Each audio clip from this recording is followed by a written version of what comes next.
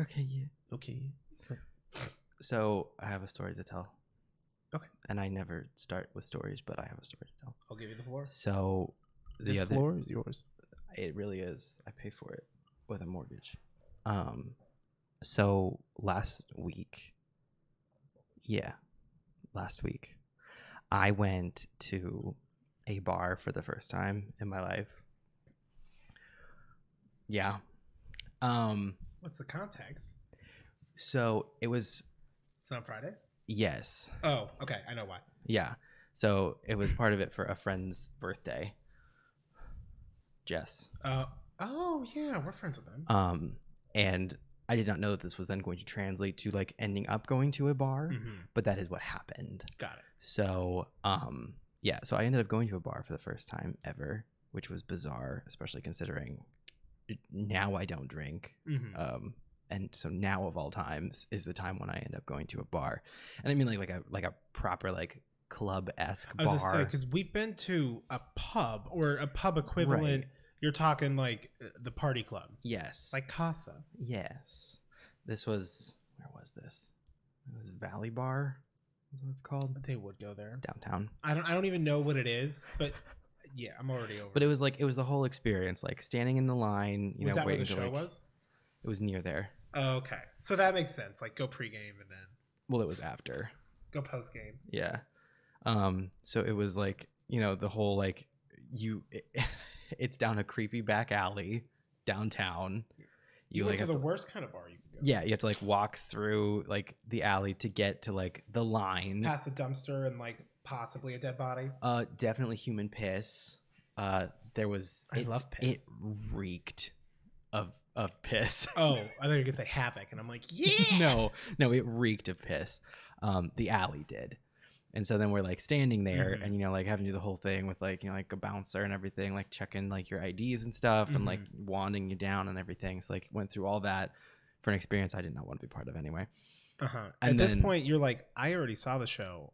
I'm ready to go. I'm good home. For the night. I'm assuming you were her DD though? More or less, yeah. You carpooled with Taylor. Yeah. Well, Taylor was also not feeling it. Oh. To be clear. But it was like, it was Jessica's birthday. Yeah. It's not that Taylor wasn't feeling it, but neither of us planned to be there for long all. Yeah. It's like, we'll go. We'll like stay for a drink and whatever that means for you. Because we were also meeting up with the guys. Oh, okay. Who had not gone to the show. But then they were going to basically like then take over and hang out with Jess for the night for the rest of her birthday, like party, whatever. Yeah, while like we all, like, yeah. Well, our crew went home and went to sleep. I was gonna say, well, that's kind of shitty because I feel like I missed out on this, but it doesn't seem like I missed anything bad. You didn't miss out on anything. Also, to be clear, like I thought this was just going to be the show. So I didn't know this was like more of a thing, and then it became more of a thing. That's fair, and it's like too late. The gas, like it's already going. Right. And if this was on Friday, I was quite streaming. Late, and you were streaming. And I think by then you were probably even asleep. I don't know. I wouldn't have wanted to go. Yeah. But I will say, I do want to be asked, and be able to, because it feels good to say no. Like when Brandon tried to get me to go to the fucking the reunion. Yes. That whole shit show. Yeah. And I'm like, absolutely not. So we can come over later and like have some beers. I'm like, absolutely not. Yeah. Not if there's gonna be people that are outside of the crew. Anyway, continue. So get down into the bar, go downstairs. Yeah, and like, the music is loud or whatever. And like it wasn't like a gross place. It was big. It was bigger than like, I don't know, I was thinking in my head. It was pretty big. Still smelled like piss. Yeah, still smelled like piss. We managed to like get a table. We're sitting there, like someone comes over and like asks if we want to order or whatever. Like they order shit. I get water. The water actually tasted good. It didn't taste like it smells like piss.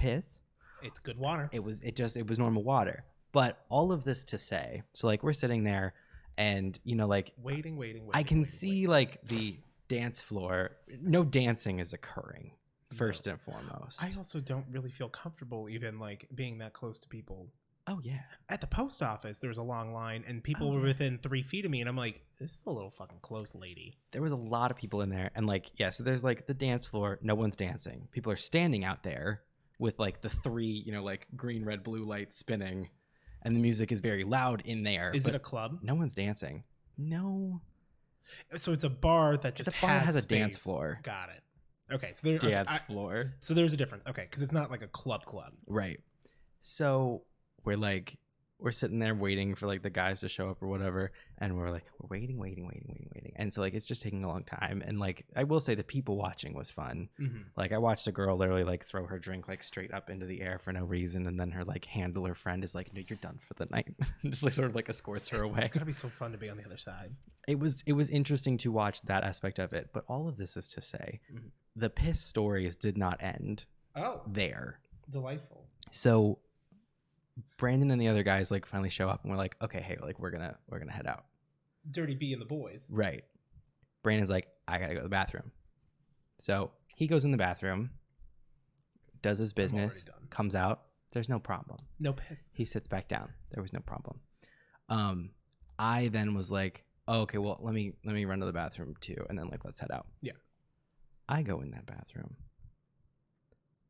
I proceed to have a very different experience than Brandon did. I walk in the bathroom. There are 3 urinals. There are 2 sinks. And there is 1 stall. There's 5 urinals. This is what you... Oh, yeah. And there's a stall. So I go in. Obviously, I'm not going to go in the stall anyway, but like it's closed. It's occupied. There's 2 guys on the 3 urinals. The middle one. Are they pooping or are they no? The middle one is empty. They're all just pooping. I wouldn't have been surprised. You would have went good pooping. I wouldn't have been surprised. That is what you're supposed to do at a bar. Well, so they did the what you're supposed to do when there are 3 urinals. They space themselves appropriately, and so that it's okay for you to take the middle. It's not right. Weird. It's not weird. So, but like walk in, and those 2 are there. So I'm like, the middle one's open, and I had passed a guy coming out as I was going in. So I'm like, well, he must have been the middle, I guess. Because there are 2 guys standing at the sinks, 1 each, with their pants down, pissing in the sink.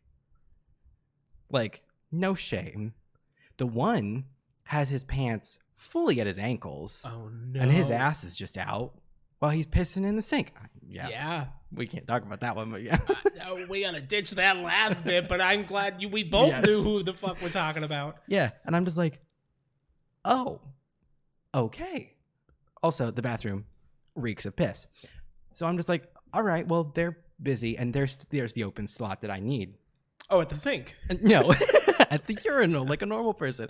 So if you flush the urinal, it's clean water. That's where you just use a sink. They're all in one. So I go to the urinal. Was anyone pooping? Yes. Okay. In the stall. Good. In the 1 stall. I'm assuming they were pooping. There was poop in the stall. Yeah. So I go up to like the middle urinal, and I'm getting ready to piss. And you obviously don't like look like at what other people are doing at a urinal. It's one of those things where like you obviously see peripheral, but like you do the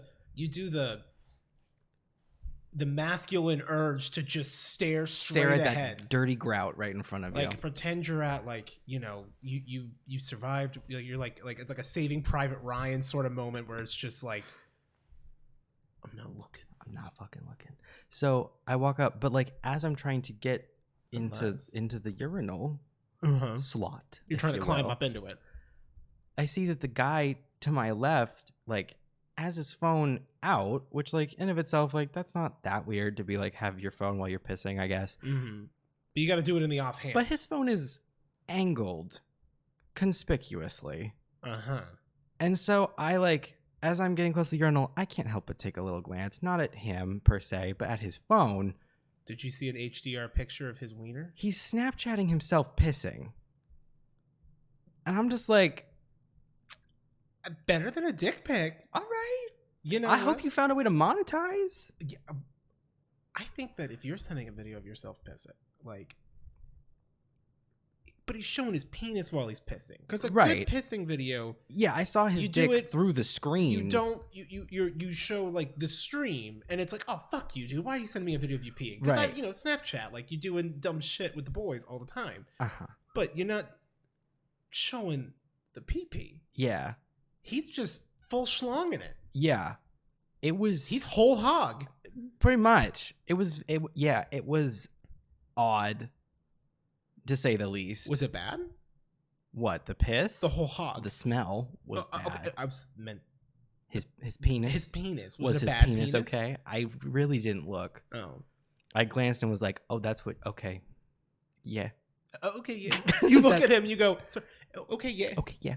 That's what you're doing. Yeah. I'm just saying, it's not often you get to like just to see a wild penis. Like, I feel like. Well, yeah, and I chose not to continue to look. I know what fucking Sam's penis looks like because it almost cost me a relationship, and because it looks a lot like mine apparently. It do be like that. Although I don't like him. But do you like his penis? See, that's where the weird line is, because I'm like, I like my penis, and if his is like yours, it stands to reason. It stands that to I attention. like. I can't just go into his face and be like, "Hey, man, nice cock," but you're an asshole. I mean, you could. I couldn't. I could hide it as a meme, but it's like I actually mean it. I'm out here posting Shadow the Hedgehog. Nice cock. Nice cock. It's like, wow, Steve, that's a crazy meme. And I'm like, yeah. Yeah, that's what it is. The greatest trick of the devil ever pulled. So anyway, yeah, that was my bar story. It just piss and just piss everywhere. Everything smelled like piss. They were literally pissing everywhere. There was piss on the floor, in the bathroom, in the bar, probably at the table. But the water tasted good. Yeah, that's great. Was that the worst thing that happened this week for you? I don't know. Because it doesn't even sound like it's like that bad. It wasn't that bad. It was notable. Yes. It was potent. It was a potable. You couldn't escape. The only way to escape the piss was to be in the bar, from what it sounds like, because then it was just a lower level of piss. Well, in the bar, it was like it's a basement, so it's like it's kind of humid and kind of gross. Every basement has a faint aura of piss. And it was just like, it's packed. There's a lot of people. It smelled bad because like the air was stale. So then like we get out, we're finally like, okay, we're gonna go.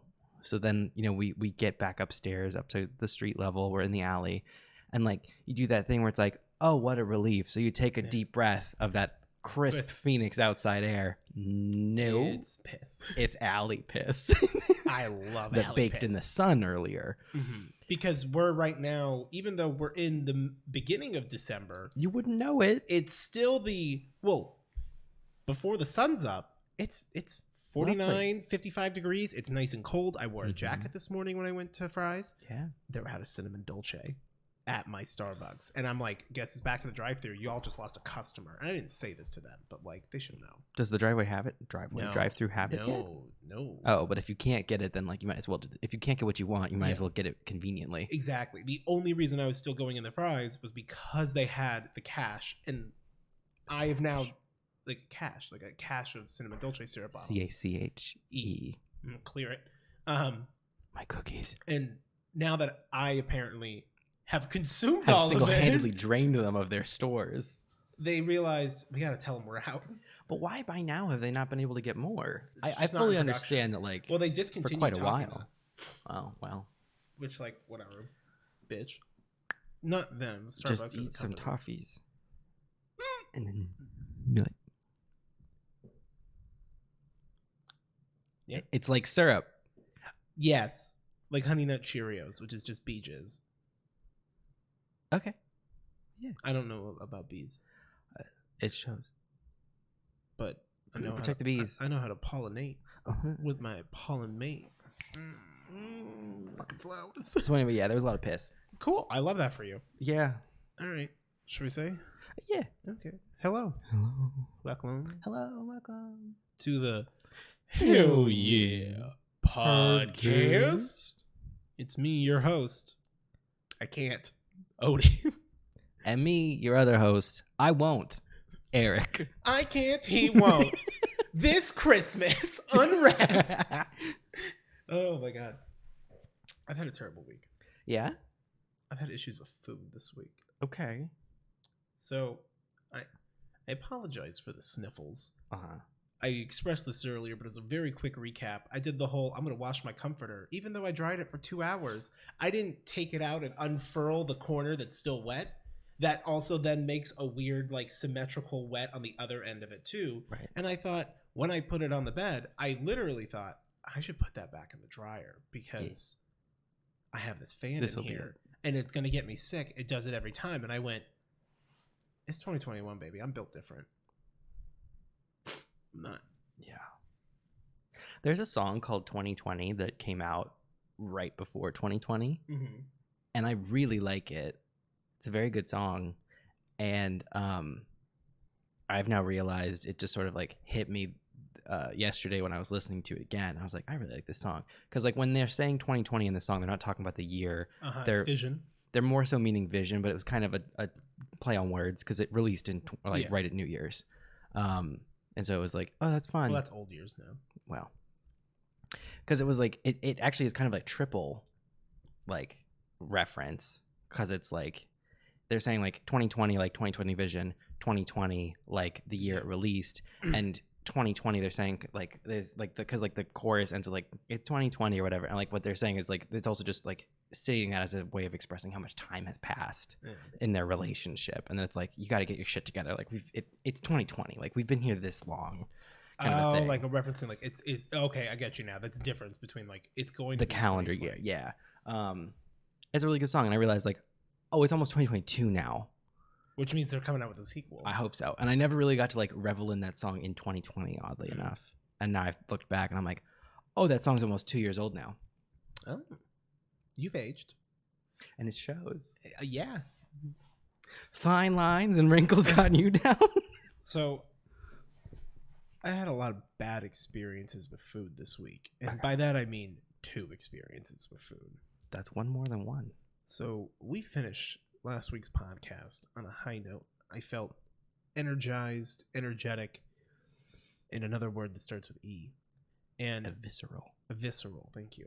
No. Visceral isn't a word. Eviscerate is a word. Visceral and eviscerate, and I put evisceration. And I put them together.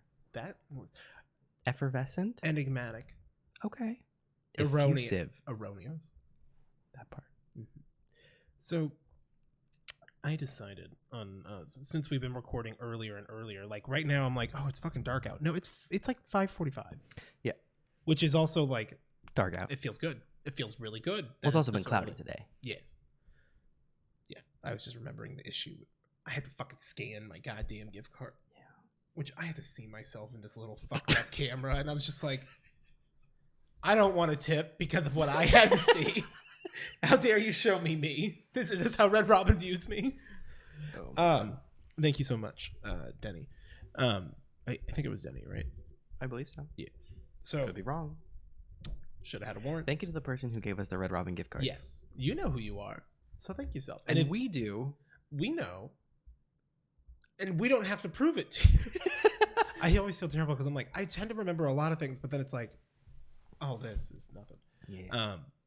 Okay, so I decided after last week's podcast, I was like, I hadn't really eaten, and it was like ample time to eat dinner. You had already said that you had already eaten. Yes. Because I was like, hey, you want to do thick burgers? That fucking dog.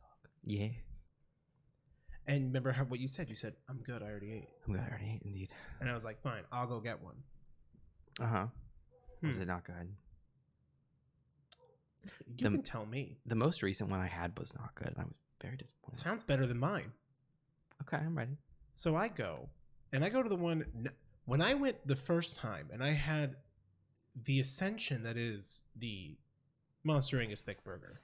I did it at the one near my house, right, or closer to my house, as opposed to doing the one that's closer to your house. Yes, just due to it's closer to me, but it's on the way home. Yeah, more or less. Like, depends on how you go. It's not far out of my way, and it is towards my way home. So I'm like, okay, I'll go. And there is not a single person in this parking lot. And from what I can tell as I was pulling up, there's not a single person like eating inside. Right. Maybe one person that was eating. Yeah. So not a lot's going on. No one in the drive-thru. I go to order, and the guy, the kid, child. It wasn't a child, but it was a boy. Not yet a man. Not yet a woman. And he goes, hey, what can I get for you? And I'm like, can I get the Monster Angus thick burger with no mayo? And he's like, you said you wanted the Monster Angus thick burger? And I was like, yes. The Monster Angus thick burger with no mayo, please. Your current promotional item. Do you want to make a prediction as to what I received from this man? 2 buns with a burger-shaped amount of mayo in between them. Not far off. I would have loved to get a burger. So He gave you a packet of mayonnaise.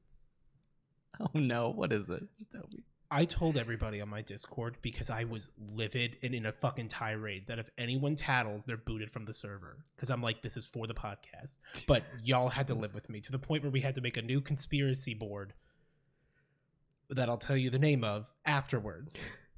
Because people were like trying to theorize who's fucking me over. Okay. Oh, it's tinnitus. Okay. There's like a faint ringing and I'm like. There's also a very faint like. Oh, I don't hear that. It's like a. I think it's just these headphones. I think it's my headphones that's doing that. But so, I go, yeah, we'll get a meeting, whatever, and I pull up, and I, pay for the food. Yeah. And I can see like on the board it said Monster Angus Thick Burger. You're good. I look at my receipt. It says Monster Angus Thick Burger. I'm all good. He hands me the food, and I can like see him. I see him put like the box in the bag. Right. And it's like the big box. And so since all I said was no mayo, and ultimately I could just take off the top, scrape shit. Like I could make it work. It's not like it's like ketchup and like pickles and onions, diced onions like McDonald's does, where it's like if you fuck it up, like it's annoying. Uh-huh. I'm like, I'm not gonna check it because I'm having a good day. My first mistake. Because that man put a curse on me. Okay. He put a curse on me because I get home about 15 minutes later. Well, 12.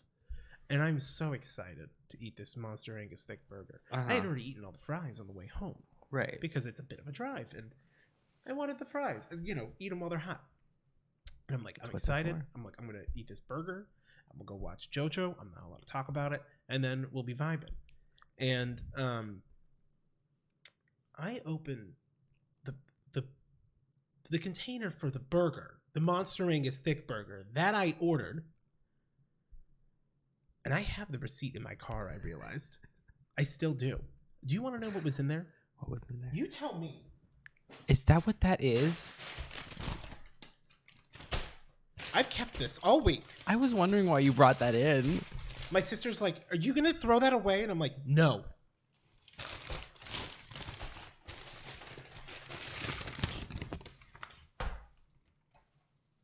You want to know what I received? Yeah.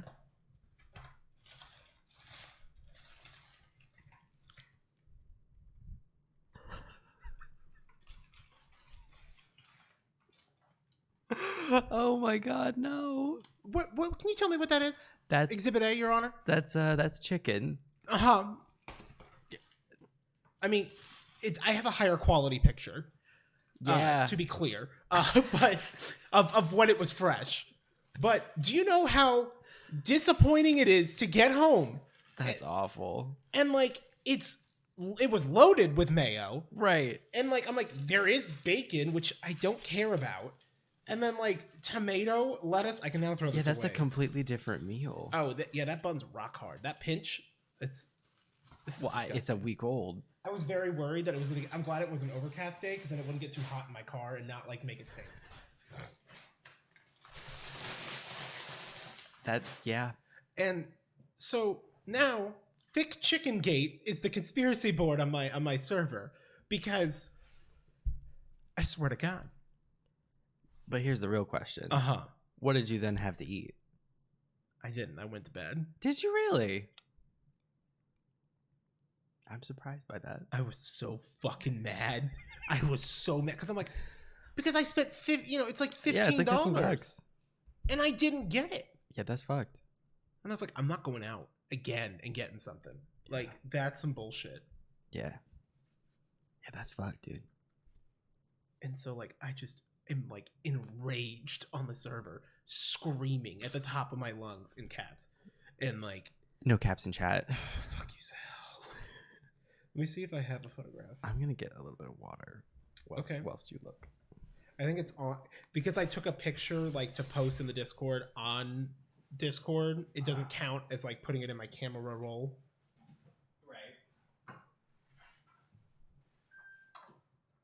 Also, as soon as we went live on the podcast, everybody suddenly messaged me back. Like, everyone else just got off of work. And I'm like, everyone, you're totally fine. You're giving me the answers I knew you would. But, like, really?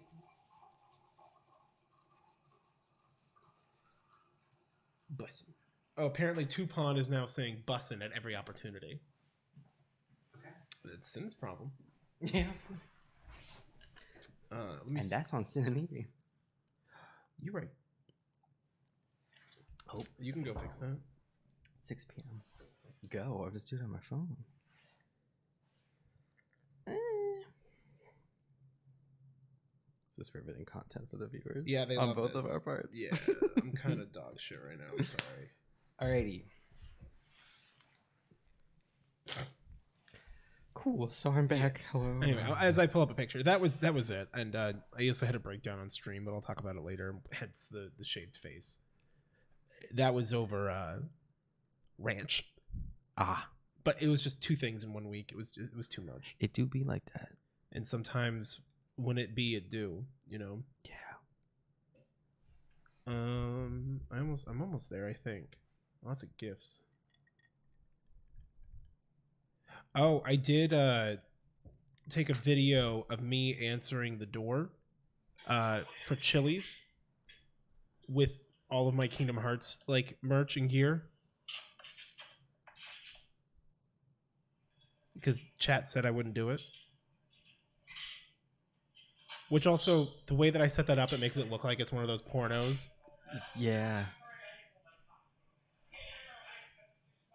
And I'm just talking too fast. Fuck! That was the search. You know what?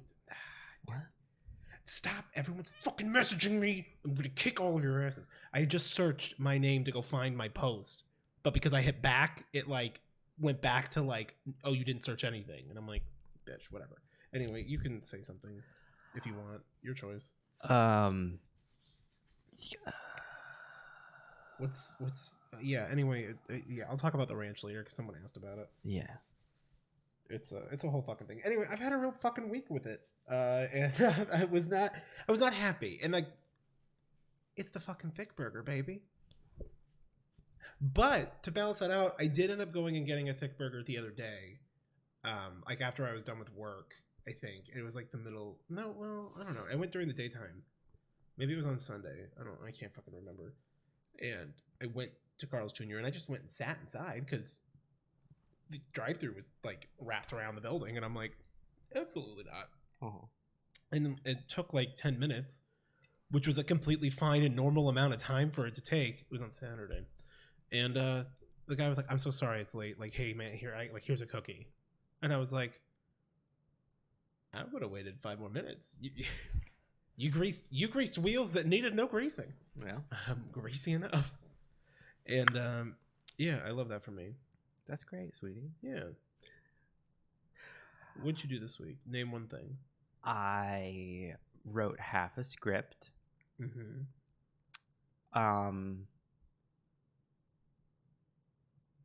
Yeah. I did like, there it is. Work for work and stuff like that. Yeah. That was like it's a good picture. Like that looks.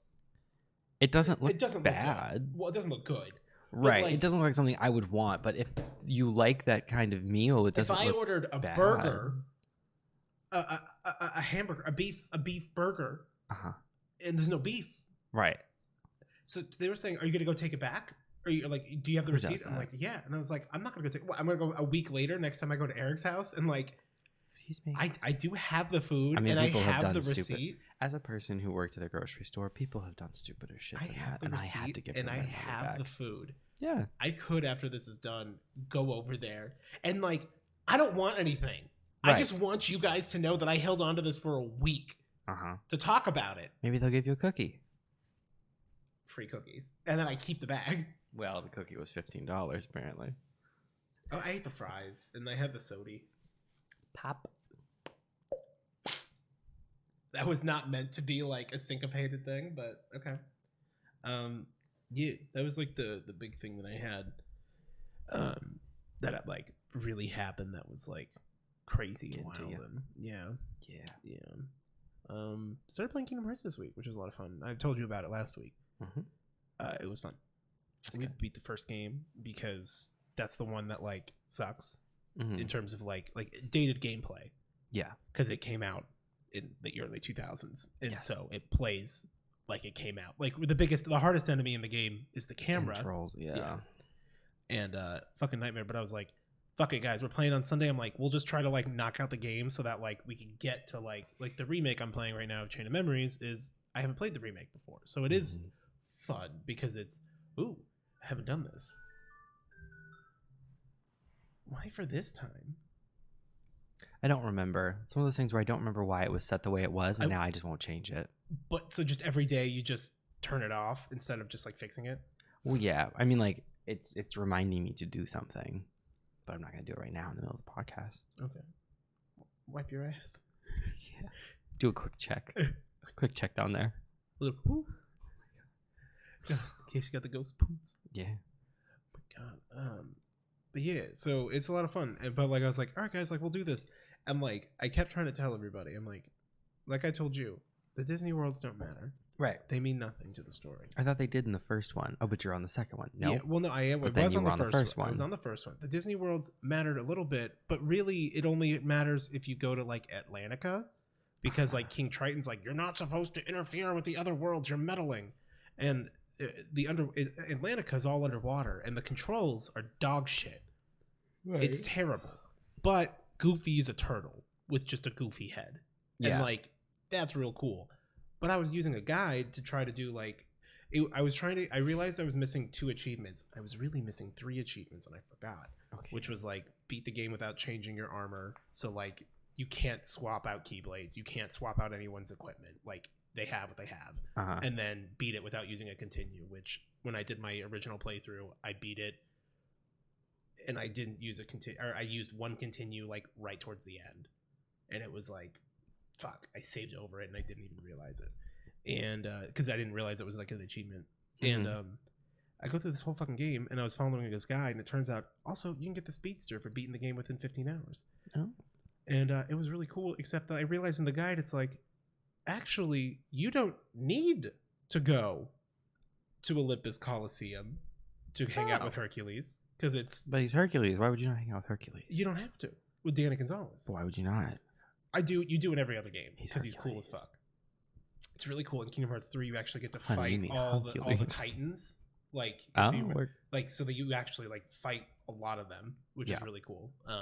That's a really fun world in Kingdom Hearts 3 because they had 20 years to make it.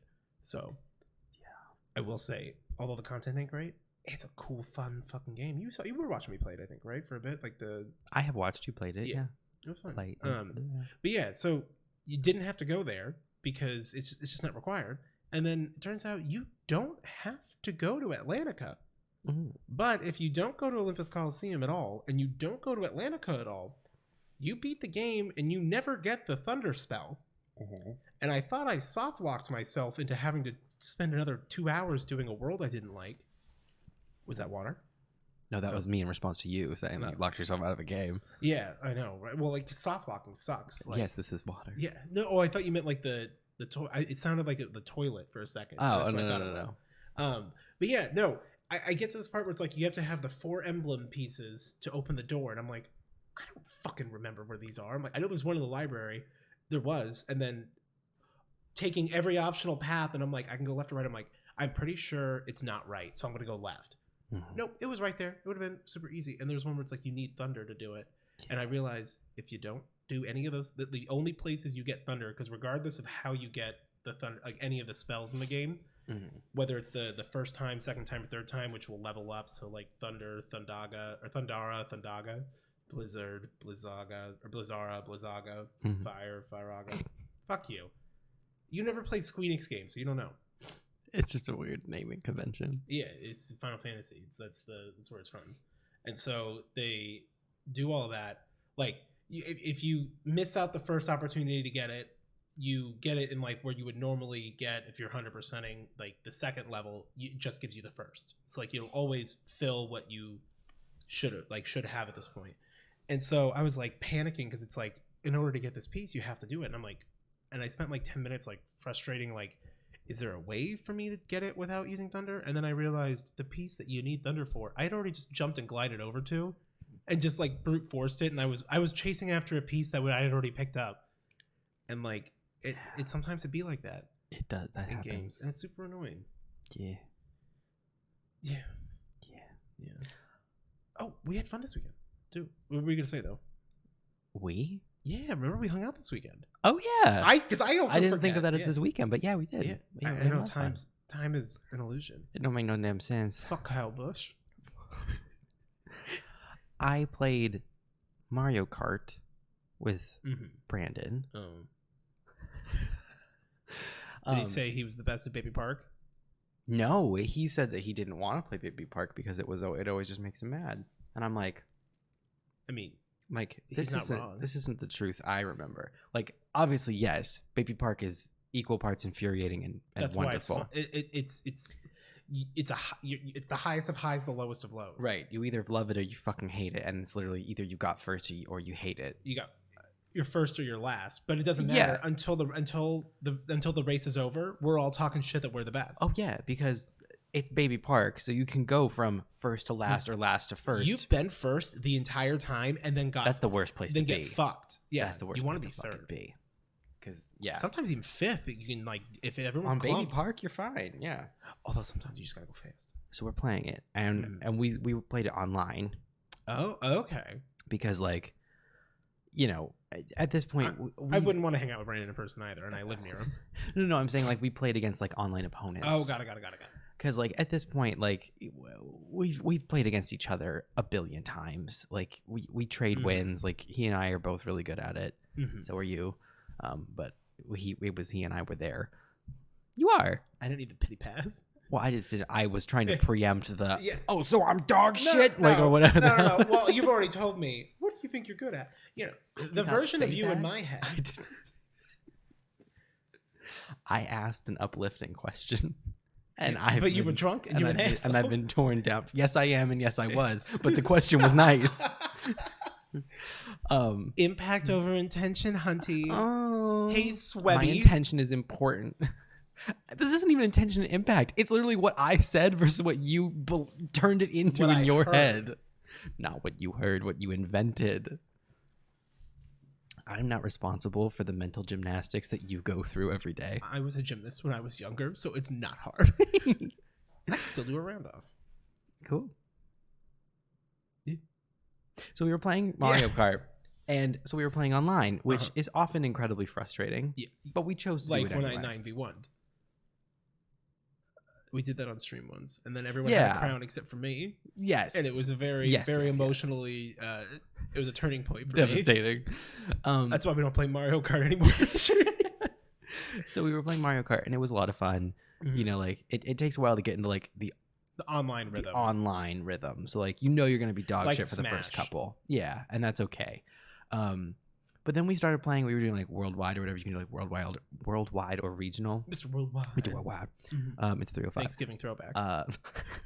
So we decided to do worldwide, and we're playing or whatever, and like it's going okay. You know, we're getting like fourth and fifth and sixth. You know, like it's the first couple. You're coming up. Anyone who's playing Mario Kart online right now, like you're not. They're good at Mario Kart. If you want to win against kids, you play on Christmas. Right. At this point, if you're still playing it, you're good at the game. Yeah. So we're playing.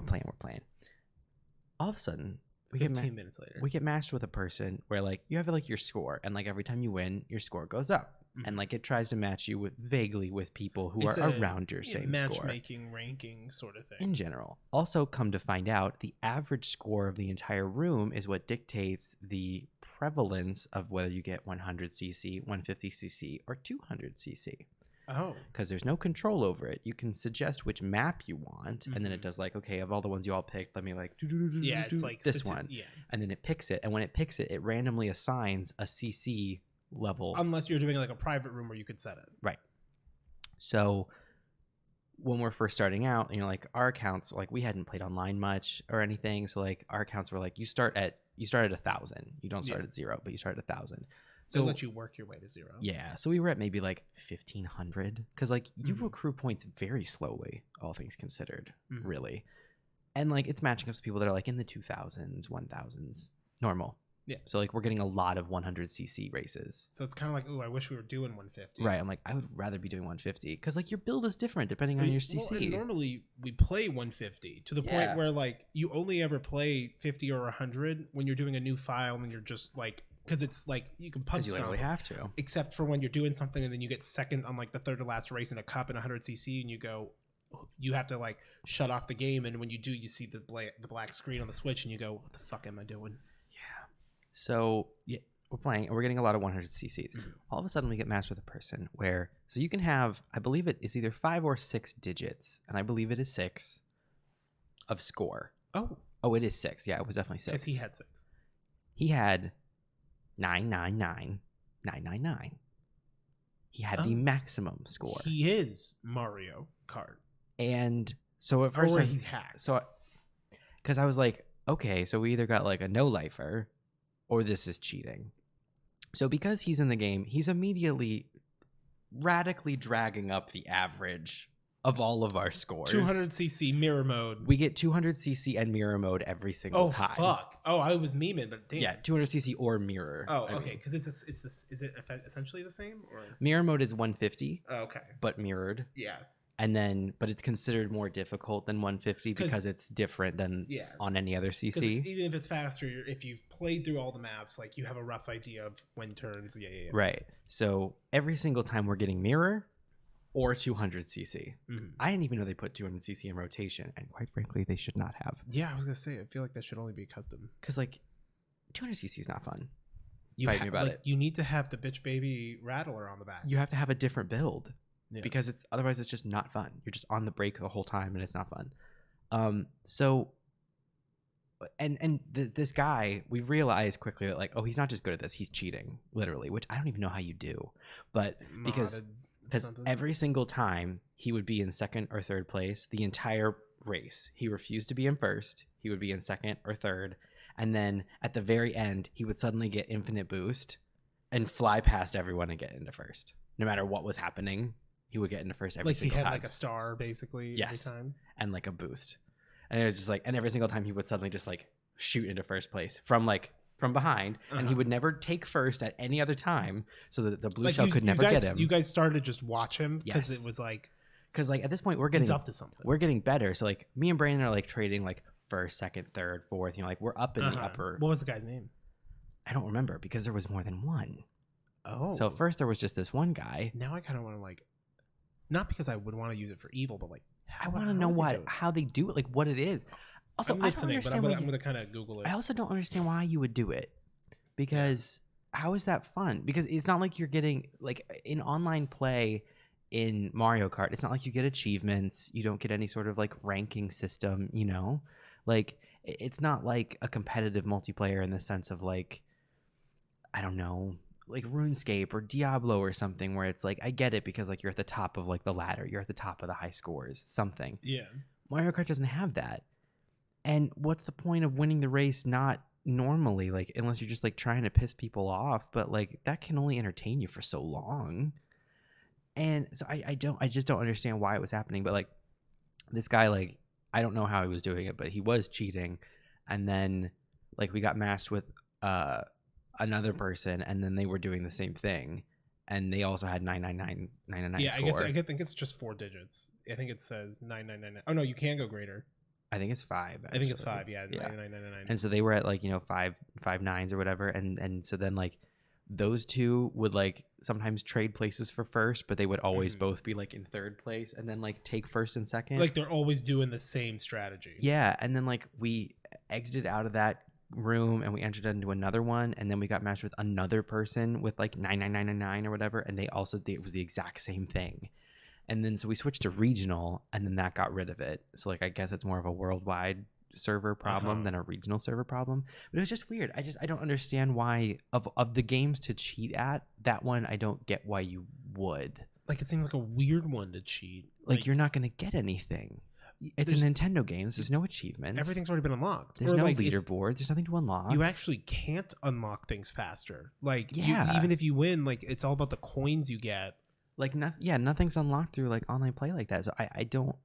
It just seemed really weird to me that was a game that people cheat at. Yeah. But I mean, we still had fun, especially once we switched to regional. Then it was fun. It's you hack a file on your Wii U version on your Wii U account, and then transfer the account to the Switch. Oh. And although it sounds like they've also stopped it, like nothing's coming up clear. Yeah. But there's like I see right here like how to farm infinite coins. There's a 99999cc hack.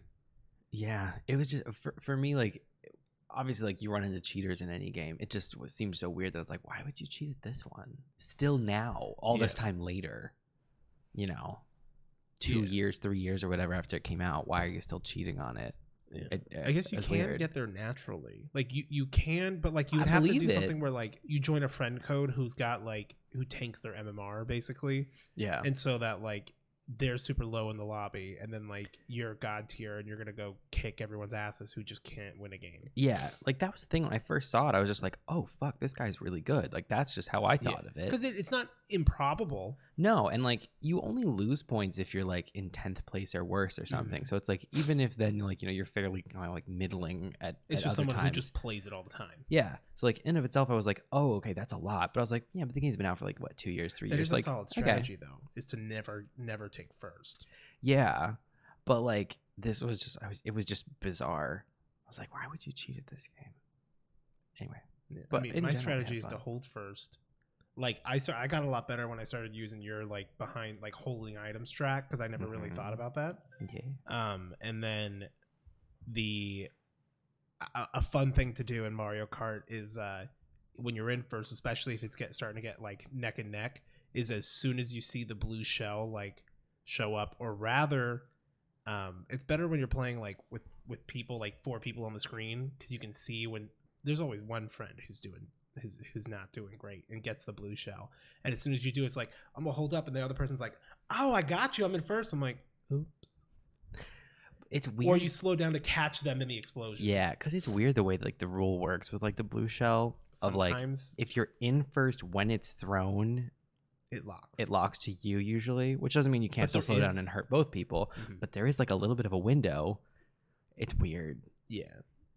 When we were doing that online for the very first time, I boosted out from under the blue shell. Hell yeah. Because I've done like I've done it before, but never intentionally. Right. I've done like the horn and stuff to like break it and everything. Like I have gotten away from it. I have never used just a single mushroom to get out from under it when it was coming down. And I did it, and it was on accident, because I just, as soon as like the shell's about to hit, I just spam whatever items I have, because otherwise you lose them. Yeah, so it's like, what the fuck? So like I did it. I didn't realize my second item, because my first item was like a banana. I didn't realize the second one was a mushroom, and I just happened to spam click it at the right time. I just boost out from under the thing. I was you like, didn't boost into your banana, did you? No, I didn't, because I threw the banana backwards and then blasted Otherwise forward. I fucking would have. You robbed Peter to pay Paul. Exactly. You know? That was fun. That felt good. Hell yeah. Anyway, yeah, it's fun. I still like it. I love that. I love that for you. Thanks. That was a lot of fun. Yeah. We did. We played Smash. We did, and it was fun. It was a lot of fun. I actually was good with Sora for once. Yeah, which was surprising, because I was not good with him on release. I wonder if they've like had an update and they like patched him at all. I wonder, but I don't know. And then we just started doing randoms, and it was pretty bad. There was at least one fight where you didn't kill me.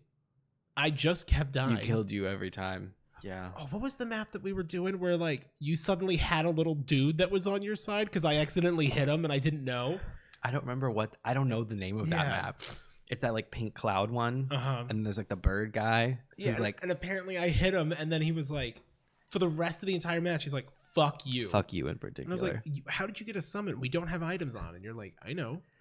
I didn't know that was how that worked. I'd never played on that map, but I'm like, I guess he's a map thing. Yeah, I don't like that. That's not fair. Also, I did get eaten by the Pikmin bug, but like, I knew if I went there, he'd eat me. But I'm like, I might be able to just land on the tongue and jump real quick. Yeah. No. It's instant. Like. And then you out. So, yeah. I feel like I'm also just still like congested. So I'm like, I feel like I don't have as much like for my own like personal stuff to like rap about. I don't know. Do you got anything in the tank that you can think of that like would warrant more time? Not that we need to. We have a lot of packages, and we'll do that at the end. And so I'm not trying to sandbag it on purpose. Much more of just like, there was some fun stuff this week, and I'm like, I look over at the time and I'm like, I'm kind of surprised that like, I feel like we've talked about more things than we normally do. Yeah. But then and I'm yet, like, it's we've only just been 49 efficient. minutes. Yeah. Maybe it's Red Robin. It could be. It could be. That chicken wasn't as good. You want some? No. Oh yeah, that chicken was. I got that fondue burger. They like it's not just that it was like prepared worse or something. Like that's whatever. But like that actually was like a worse quality of chicken. Like it's not like the normal chicken tenders, like the bigger seasoned like actual tenders. That's more of like this was like appetizer school lunch flat ones. Oh. Which were okay because they were covered in the buzz sauce. But I was like, if I didn't have buzz sauce, I'd be really like disappointed in this. Probably supply chain issues in these unprecedented times. But like that's I'm sure they're probably is. having to use a substitute, and I'm sure they're getting complaints. Yeah, I'm sure they had to sub out. But like I was like, oh. Well, I'm really glad that I was able to get the buzz sauce because buffalo sauce covers a multitude of sins in that regard. Oh, that's what it is, right? Yeah, buzz sauce is just buffalo sauce.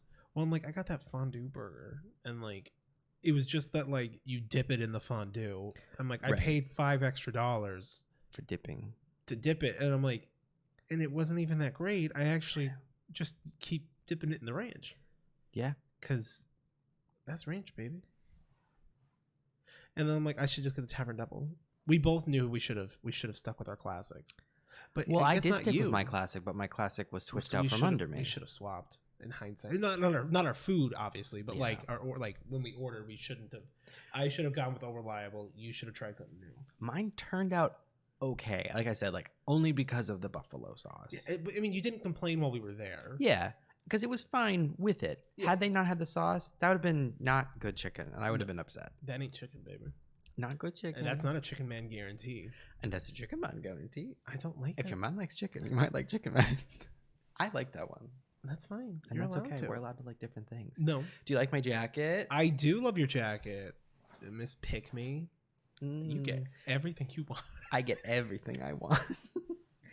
We were hanging out on Saturday and like I don't even remember what the context was, and I didn't mean it like it. You didn't say it like I didn't say it like the way we keep saying it, but like I guess we've only said it once at this point, but like you know, it's like I'm doing. I'm like yeah, well, like, you know, you get what it was more of like, you know, we were talking about Christmas gifts. We were talking about buying things because you normally would just buy yourself anything that you like would want. That like it's like just give me money or anything that's a price point that I would be comfortable asking for. I just buy for myself. Yeah.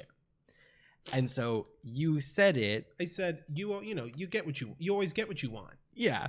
Which just came off, and you're sitting up on the fucking island just like. You almost pissed yourself. I just start fucking laughing because like, and I knew how you meant it, but in the moment you're just going, yeah, you get everything you want. And I'm just like, it's not real petty. Like, you get everything you want. Miss Pick Me, Eric over here. I actually bought this like a year ago though. It looks fucking great. I'm like envious. This is the moon jacket, right? From Shadowkeep? Yeah, it came out with Shadowkeep. Yeah. I was going to say Moon Crash. It came out with Shadowkeep. And you have the matching boots with the fur? The boots, which came out at a different time. But I got they can't see. Yeah. Boots. Moon boots. Moon boots. They're not moon shoes though. No. But yeah, and it's actually like a nice jacket, which like surprised the hell out of me. I really wish I would have had Tyler buy me that fucking Deepstone Crypt parka. I really wish I would have let her do that, but I was like, I don't want you to spend $300 on me. She then spent $300 on a bunch of smaller stuff. Can't you still get that one? I'm sure I could. I think you can still get that one. Isn't that one now a reward for if you get the... I have no idea. No, I was thinking the other one. I'm thinking of the Europa jacket. Oh, is the Europa jacket cool? No. Actually, I think it's fine. I don't know. I should have had you buy that fucking ring for me, and I didn't. Yeah. Most of them are like jackets and shit that it's like, you might be able to still get it. Maybe. Because you got the code. That was the whole thing, was you have to get the code by a certain time and you have to buy it. No, I think it was by October. Yeah, I'm pretty sure it's fucked. It's fine. But it's also like I don't wear rings because half the time I'm allergic to the metal in them. So like it's very like and I don't know my ring size, and I already know that there's like 3 people who have DM'd me asking about it, and I'm like I don't know. And they're like, can you go find out? And I'm like, but if you don't want a ring, what does it matter? Well, because I want rings. But if you don't like wearing them, well, no, because of the like sometimes they can give me a rash, and I don't know which ones to figure it out. Yeah, but test it. Like I'm allergic to silver. I don't want to get a ring. It might be silver. I don't want to get a ring that I like, and then I put it on, and it gives me a rash, and then it's like I hate it. I mean, I have quite a few rings that you can try just to see if, like, you know. Will you snap the box like Pretty Woman? Are you gonna laugh That like was- a horse like she does? With a face to match? You know, Mr. Big said. Right? That's the name? No. Is it not Big? No. No, not Pretty Woman. That's in Sex and the City. Yeah, Sex and the City though. It is Yeah. Mr. Big. Okay. Yeah. I'd already jumped past the Pretty Woman because that's all I remember from Pretty Woman. Yeah. Yeah, no, I'm allergic to silver, but I'm actually only like, it doesn't really irritate like my skin much if I'm like wearing a ring, like a little bit, but not very much. Like I have a silver, I actually have like a bracelet that has silver on it that like, it doesn't really irritate me much, but if I put in silver earrings, I had this blood my mom everywhere. got me this like, when I was a good Christian boy, I had my little cross? shield cross. Oh, okay. And that little like, it's like the bead, like metal beads that you would see like on a stopper for a bathtub, you know, like where like it'd be like little beads or like on Okay. you kind of get what I'm talking about? No. Like a metal cord that you would pull like for like a ceiling fan, like old school ones. Right. And it's got like like a rosary? Yeah, but think smaller and metal. Okay. And like where like you can undo it by just like pushing them in and you can kind of like pop it and pull it in. Oh. Ball link. Oh yeah, that like cheap shit. Yeah. Yeah, that gave me a fucking rash all across the back. And like same thing with belts, which is why like whenever I do wear a belt for anything, which I just don't wear belts because buy pants that fit. And then I mean, and well, you like that? Yes, Daddy. POV. You're the microphone. I like grab you by the fucking throat. So you don't fall. I'm catching you. You pushed me by the throat after I pushed you. I'm putting you down gently by the throat. Yeah, that gave me like rashes, but like the belts would give me a rash, so I always get like a rash like on my stomach, and it was annoying. And on your tum tum. And I discovered I gotta wear a shirt. Like that's why like I have 1,000,010 like black V-necks, black shirts, because I would have to wear them under whatever shirt I was wearing to be tucked in no matter what. Like even if I was wearing a polo, I had to have a shirt underneath because like I'm gonna get a rash. I can't just buy like a waist shirt, a little like it's like a bandeau. Oh honey, in LA you can buy anything. You can buy a waist, honey. I don't live in Los Angeles. Honey, it's right over there. I don't live on Rodeo Drive. Yeah, on the Sunrise Parkway. We could go to LA. Why would we? I want to take a picture with the Spider-Man. I'm sure we can find one. I don't think we have to go. I want to go find a star. Yeah. I want to go look at their houses because there's maps you can buy. Because that's not creepy. No, not at all. I hate that. That's weird. I hate that. I don't blame people when like they're famous. Like I feel terrible.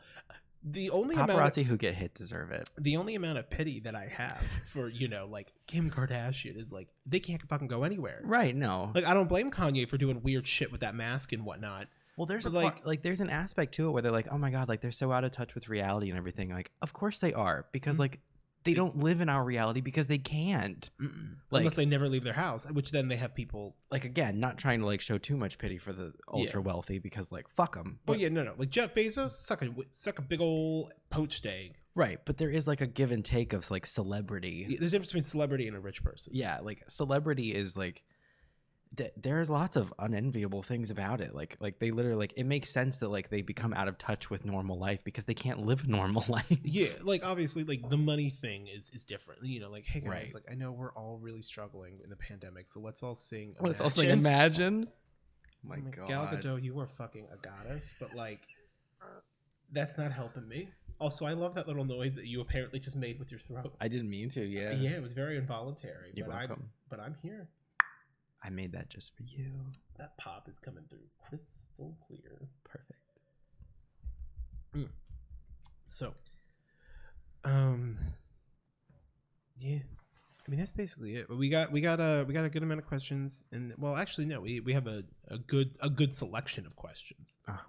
If yours didn't make the cut, do better. I mean that's not necessarily true. It's sometimes we just gotta cut it. We've answered it. Yeah, we just gotta. And if we didn't answer it, then like.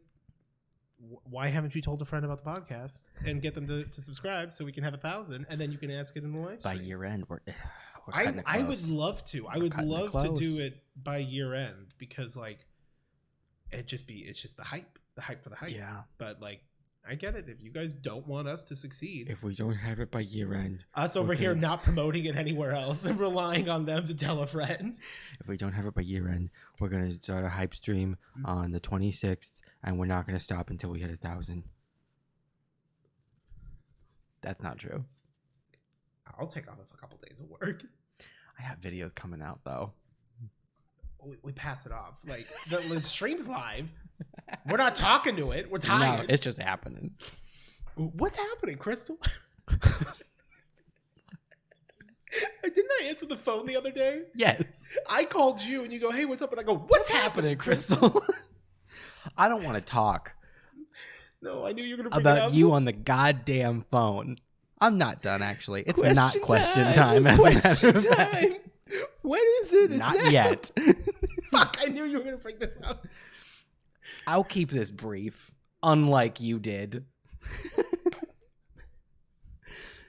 This fucker calls me up unsolicited, which is just a daily thing. In and of itself, I've been browbeaten into accepting that. It's okay.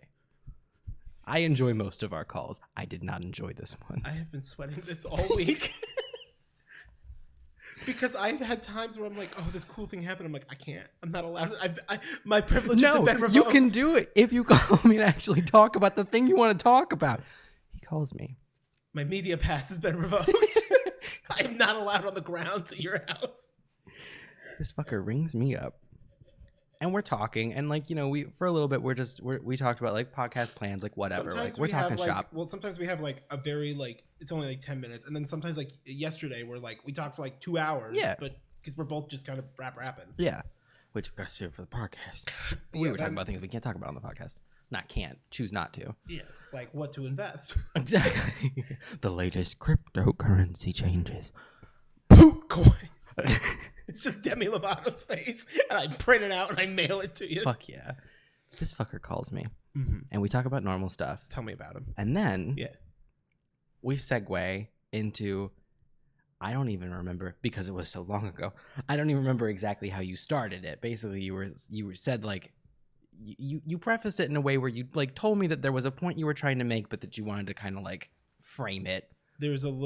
I said that there was a very funny thing that recently I had seen in the show that I was watching, but to appreciate it the way, like the reason why I thought it was funny, I needed to give a small amount of context in framing. Yeah.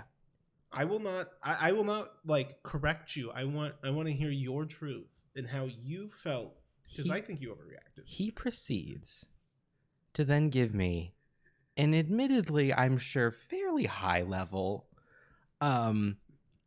breakdown of JoJo's Magic Circus, JoJo anime. Proceeds to tell me JoJo's Bizarre Adventure, starting with season 1, part 1. Yeah. Starts, you know, like, because you started trying to talk about a different time, and then you're like, well, but actually, like, but it starts back in like the 1880s, and then you proceed to tell me the whole thing, and you tell me about that. To be clear, I didn't. It was very summarized. That's why I said I am admitting this. I'm sure high level. But you stepped me through, like... I can't do a summary. Each of the seasons. You told me the whole thing about Dio and how Dio, you know, like... Well, and then, like, they met in the past and everything. And then, like, but he's the... It was me, Dio. And he kissed the guy's girl. Because petty thing. Like, take the first kiss. And you're just... I don't like that you're using the words I use. Because I listened. That's the worst part. I'm so used to everyone tuning out. No, I listened. And that's why I was upset. So, like, you told me... I tuned in. Do you know what's going on this program? You told me this entire fucking series, and then you wrap it up with your like, and then there was this thing where it's like, and then you're like, and all the guys are like, they're 16 years old, but like they're super like fucking like jacked and everything, like this, that, and the other. And there's this one like, and he's like, but you know, it's like the of this like latest season, and like he's an asshole, he's like a complete total asshole or whatever, and he's like, and he's like, he's on an airplane or whatever, and like he like pushes this girl out of the way, and he's like, you know, says like, out of my way, bitch. Out of my way, bitch. It was the funniest fucking thing to me. And it is funny, except I I will say that I didn't pace it correctly, because then when I said it, you didn't realize that, like, because I just stopped and you were like, wait. I didn't think that was the end. You then, you just say, you're like, the like, move, bitch, or whatever, like, get out of the way, bitch. And then you just kind of go quiet to the point where for a second I'm like, is he breathing? Did the phone fuck up? And then like there was that moment of silence, and you go like, but yeah, that was a lot more than you need to know, just like, to get to that or whatever. And at that moment I realized that you had told me all of that. Eric fucking lost it. All of that in preparation to tell me the one line that you thought was funny. In the show you don't watch. In the show I don't watch and express no interest in. It's like, hey, in season 5 of Deep Space Nine, there's this really funny line that like dude says, but like, let me explain the Borg. I lost my fucking mind because I'm like, you could have just told me the part, get out of the way, bitch. That could be funny in and of itself. You told me about the fucking Dio and the 1880s and the whole goddamn fucking stuff. I lost my goddamn mind. I lost it. I said, am I allowed to talk about this anymore? And you said, no. I said, no. I was like, are you done talking to me right now? And you're like, yes. I said, yes. And I said, I hope you have an excellent afternoon. You said, I don't think you want me to. And I said, you're right, I don't. And I hung up. And like, I'm almost pissing myself now because I was so mad. Because like, usually like, we both, depending on what we're talking about, we'll go on at length or whatever. Like, that wasn't the part that bothered me in and of itself. It was that you told me all of that. And it really wasn't prevalent. I could have just said it's a matter to the joke. In hindsight, I would say, so he says a line that's really rude and it's funny. And just for preface, the previous iterations were like super, super posh, polite, a young rapscallion, but like still has like some honor and polite. Mm-hmm. And the most recent one is like a fucking asshole. And so out of nowhere, for what feels like the first time, he like bumps into he walks into this girl, and then she's like, huh, and he's like, out of my way, bitch. And it just is so like jarring. Right. And you would have been like, oh, yeah, comedy. Could you tell me about the backstory? And I'm like, no problem. I have just the way. But it's just it's because most people's brains work. Here's the thing I want to say. I could just say it, but I'm like, there's the red string. Yours is spaghetti. It's the Pepe Sylvia. And I gotta explain to you why I find it funny. But I don't know why I find it funny until I've said it out loud. And you're just, unfortunately, you didn't tune out, and that's your fault. Because a lot of people would also, like, there are people who would just, like, only tell the joke and let it live on its own. There's another sizable portion of people who would tell the joke, realize it didn't have context, and then go, oh, here, let me sort of like give you a little bit of framework. I wanted to avoid the embarrassment of like when you share something that you think is funny, that like, but like it may have needed context, but like you say it and the other person's just like, because you would have been like, oh, okay. And that's what I was feared, because like I fear nothing more than you just going, oh. It's like when you show someone a video and you're just like, this is the funny part. And they're just like. And they don't make a noise. And you like kind of laughed and then they didn't, and you're like. Oh, and it just hangs in the air. And, or if you're showing them a video on your phone and then like partway through, like you're not quite to the funny enough part yet, and they like tap the screen to see how much time is left. You've done that. I have done that. I say that as a person who's done that. But like, but as someone who's also done it before, like that's never what I'm thinking. Right. Like it's never like, and I'm not paying attention to you. I don't care what you find funny. I want to see what's funny. And a lot of times, like especially to stuff like I won't laugh at things the first time like I watch it. We both know what we're seeing. We're watching it again, and like it's like the first time we watched like the U-turning. First time I watched it, like it was kind of funny. It was funny. But like you guys had told me, like you were like, have you seen this? And I was like, no. And like we watched it, it was like, oh my God. And then like you were already building it up, and I was like, okay, that's pretty funny. And then I go watch it again. I'm like, okay, yeah. You know, fuck Kyle Busch wasn't funny the first time. But I gotta say, towards the end of that video, it's Talladega, baby. That video. Joe Biden, show me your asshole. That was if somebody tells you what to do, that's communism. Which I'm like, that's not okay. For reference, Channel 5 with Andrew Callahan, he was the guy who did All Gas No Brakes. He recently went back to Talladega, and it was an experience. It's a hell of a video. I mean, it was funny. Yeah, like as just like literally like him in this oversized suit. we got our passes revoked to be on the track because of our line of questioning asking about like if people poop in the suits, and then they cut to the guy who has shit in his fucking suit. Too much. Okay. Question. Ready? What is the question? Oh, yeah. Question time. What is it? We have a few questions tonight. Submitted by viewers. More than a couple, less than a lot. Submitted by viewers better just than like you. Oh. Do better. No, we got to save that for 2020 or for 2022 for the New Year's one. Save what? So that all the viewers have something to like have a goal. If you don't have a goal, the goal will be a better viewer than the other viewers. Oh. Put yourself in the top percentage. Gotcha. Because we won't rate rankings. All of you. Yeah, for Phil. You guys are all ranked. Yeah. In a spreadsheet. We have your names listed. And let's just say some of you aren't doing great. There's room for growth. Yeah. Look at every, misstep as an opportunity to grow. An opportunity. I cannot hear the word opportunity without Buster Sales. Yeah. All right. It's officially done. The G&E podcast, unfortunately. And it was one of those, like, Eddie said it, where he's like, no, it's officially over. Cause I can't really trust Gus, and I don't want to talk about it. And I'm just like, and then Gus put out a video. And I was like, you put it out after the dislikes got removed. Yeah. Which I'm like, I don't think that was Which your I remember intention. when that happened, and that was, I was very confused when that happened as a creator because I didn't realize that was a thing. Yeah. Well, now I'm not going to be able to see when you dislike our videos. Well, because there was a setting for the way that like it came up in Creator Studio was it said like, learn it. I can't remember the exact phrase, but it was something like learn how to make the dislikes private.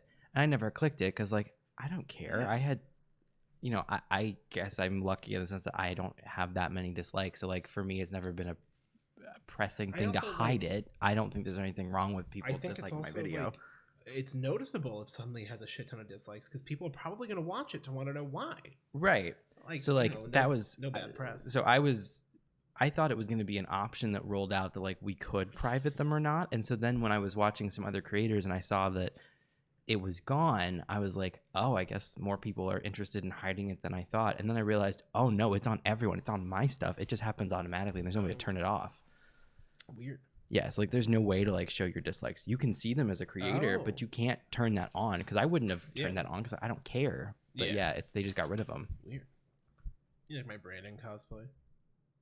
Kind of more of a Taylor thing. Oh, I guess this is Taylor. Taylor balls it up in her fist. Brandon does that. He hasn't done that in a while though. I think it's because we memed on him. Yeah. I mean, good. Yeah. Okay. All right. Okay, you. How many questions we got? There's more than 3.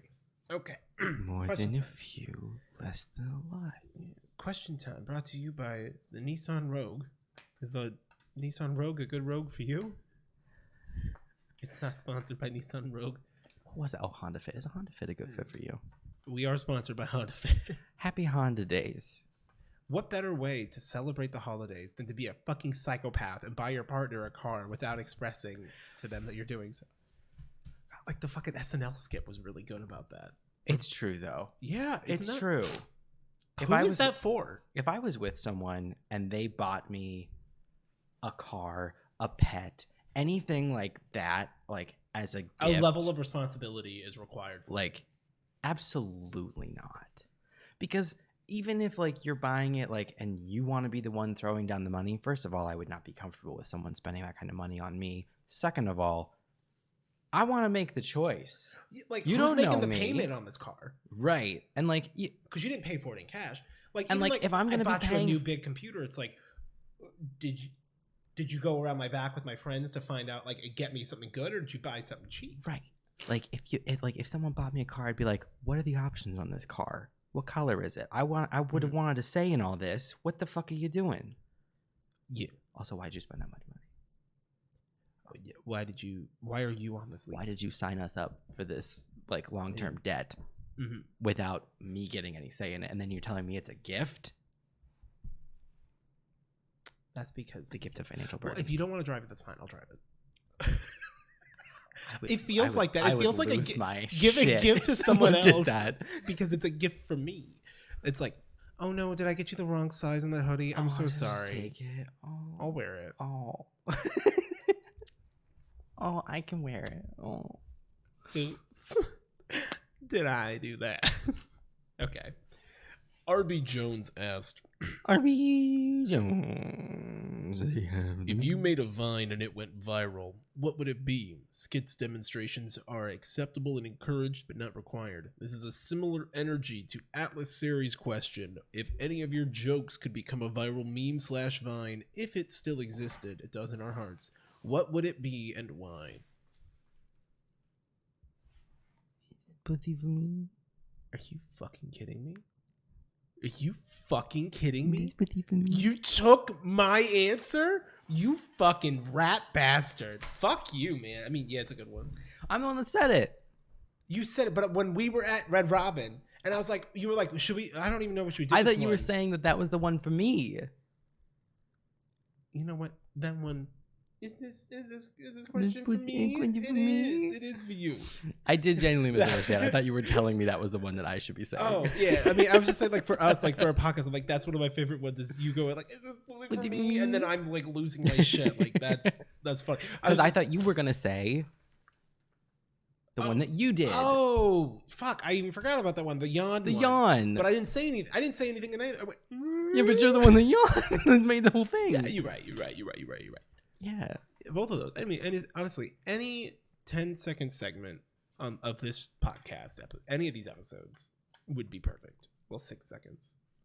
Yeah. I was told that, like, someone asked me, they're like, do you guys have a TikTok for the podcast? And I was why? Like, just for, like, to promote, like just taking clips. And I was like, that's actually a really good idea. Yeah. And I'm like, I got to figure out how to do that. Because, like, I'll do it. No problem. Like, especially, the content's made. I just got to, like, format it. And that's too much. Yeah. I'll be honest. I know my own limitations. And it's my biggest struggle is at the start line. But once I get going, I can go. Yeah. But I fully recognize it until I get started. I love prep. It's like you and D&D. I like the prep. Yeah. I like everything about it except for it. And it's like roll. And you're like, wait, really roll? Or no? Well, I mean, at least, if you get to roll, then it's fun. Well, yeah. Sorry. Oh wait, no. RB had another question. I apologize. If you were in a video game and had a fight stance, what would it be? Please demonstrate for the class. So, like, I would assume, like, have you seen, like, the TikTok thing where it's like, how did you know I was, like, a fire type trainer? And it's like, dun dun dun dun dun dun, and they're like doing this shit. Like, what's your like RPG battle? What's my passive? You know, like, like, what's your idle animation in this video game? You can take off the cans.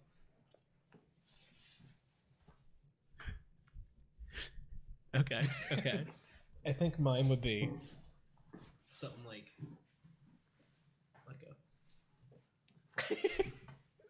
a and I'm like a Volvo like character. Volvo. You're shaped like a Volvo. you know Volvo. I was in the Twilight movie. My power. Suck it. Suck dick. I'm an air. How did you know I was an air mage? Suck it. Suck it. Dick and cock. Sucking dick and cock? More likely than you think. Piss in my neighborhood? Piss on my streets? If this dumpster doesn't smell like piss, I'm calling the county board. It's Shimo asked, if you could go back in time, would you change anything? No. Yeah, probably not. Because it would change, like, I wouldn't have me now. Yeah.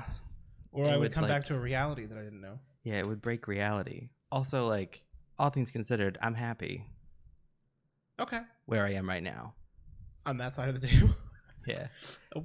So, like, any change, no matter how small, I would then not be in this position, and I might be happier, but I also could be worse, and there'd be no way to know. But there's also the possibility that if you do go back in time and you change something that like that was all like that has already happened, and you're living in that timeline, because at some point you will go back in time and change the closed loop. Yeah. Quantum Break. I fucking loved that game, even though it was like a fucking like 100 gigabytes, but it was like the Xbox One like launch like big thing. It was a really fun game. You would really like it. It's a time travel, like time breaks, and it's got actors in it. I don't like time travel stuff. Yeah, but it's not dumb time travel. Like they just walk, like they like walk through a tube, and like that's the time travel. Yeah.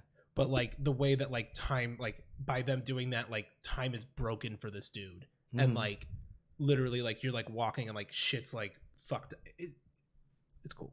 I'm sure it is. I just most like time travel stories I don't really care for. Yeah. Rebecca Rebecca asks, would you rather relive the same day for 365 days or lose a year of your life? Here's my question. Am I still also losing a year of my life? See, that's the thing. Now, if losing a year of my life, are you taking off a year from my life expectancy? Because like I wouldn't miss it then. Right. Or is it that like a year passes and I have no awareness of it as though I was in some sort of coma? Like, I suddenly just awake a year later. Right. And the rest of life has moved on, you know, like. Do I have a 24-hour prep period to make investments? I think I'd rather relive the same day for 365 days, because like I don't want to like. I think once you figure it out, like what is like so many things could happen. You could do things differently. Yeah. You couldn't keep all your achievements, but like you get really good at something. Yeah. I wouldn't. I'd still waste my time. And then as soon as time restarted, as soon as it went back to normal, rather, then you could be like, I am now a speedrunner. Yeah. Like, hey guys, I'll try it out. I'll do. I've never done it before. Right, and then you just fucking game people. Like, if you went into it with the right mindset, you could have a very productive 365 days. If you knew, like, if I knew, all right, I'm gonna live the same day over and over for the next 365 days. At that point, like, as long I would want to know, like, does anyone else realize that they're doing it? Because I probably would try to like. Much like Groundhog Day, where you like try to convince people and then you give up because it's like fucking pointless. Yes. But like then you could take all those like risks that you kind of would take, like tell that person how shoot you feel, your shot and stuff. Yeah, like because then it's like if it doesn't work, crime, it doesn't. No. Or kill anybody or anything like that. Like that's not something I want to do. That's a weird power trip that I'm not here for. But yeah, like I also could finally like watch all those shows, and if it's a day where like work's not that important. Like, well, even if work is important, what does it matter? Yeah, because it's gonna reset. That's a vacation, honey. You get one day. You get as someone who doesn't normally leave his house, I just will make sure it's not a Tuesday because I don't want to do a podcast every week. Like, well, every time you would just have to call me early in the day, and then be like, "Hey, can we actually hold off and do it tomorrow?" And I go, "Yeah, of course." And then and then you're free, and I can just do whatever. Yeah. I think that's 100% better. But I guess if you don't have any prep time, you would figure it out though. Yeah. And I would never do anything that I wouldn't be content with if this was the day that broke it. Right. Like I wouldn't do anything like, because if you don't know that it's going to be 365 days, I would assume if I relived the same day, the second day, it'd be really weird. And I'd be like, am I trapped? The third day confirms it. Yeah. And I probably would have a breakdown on the third day. I feel like I feel like this is predicated on the concept though that like we would know. Yeah. Like you have to make a choice. Right. Like although it would be the nice genie if, like, comes out of the bottle and says, "Here are your two choices." And you know what you're getting into. You want to live, do you want to have a year's worth of experiences and no time passes, or no time passes, you're a year ahead? Yeah. That seems like a no-brainer, honestly. Yeah. But it could also be kind of fucking nuts. Yeah, I can see how like can you choose which day you're having to relive? That's true. If it's like it could be a day where it's like what if someone passes? Well, or if it's not the next day or today, it's a day in your past, and like it could be like a monkey's paw where it's like fine, but like you're gonna go relive like one of the worst days you've had and like have to deal with that trauma. Yeah. Although you also could evade some of it potentially. Yeah. But it would still weigh on you. Brutal, like you know. Yeah. I think, and especially if it's from when you were younger and you don't have like the ability, the resources you have now. back then when I was younger, I didn't get everything I wanted. Just most things. You know what you didn't get? What? Unpunished for that fucking taco seasoning packet. Yeah, that part. That's the one. Okay. Gally Winter asks, what's one skill you think is highly underrated and or that not enough people take the time to learn? Arcana. I made that joke earlier. It's not as funny the second time around. Construction and RuneScape. Yeah. Underappreciated skill. Financial wellness. But that's more of like what they should be teaching in schools. Like I'm talking like taxes, checkbook. Yeah, that kind of stuff. Although checkbook is now kind of a dated term, but like right, but it's just we sort of use it to you just ask for some more starter checks. How many checks could you possibly need to write? I haven't written a check in a very long time.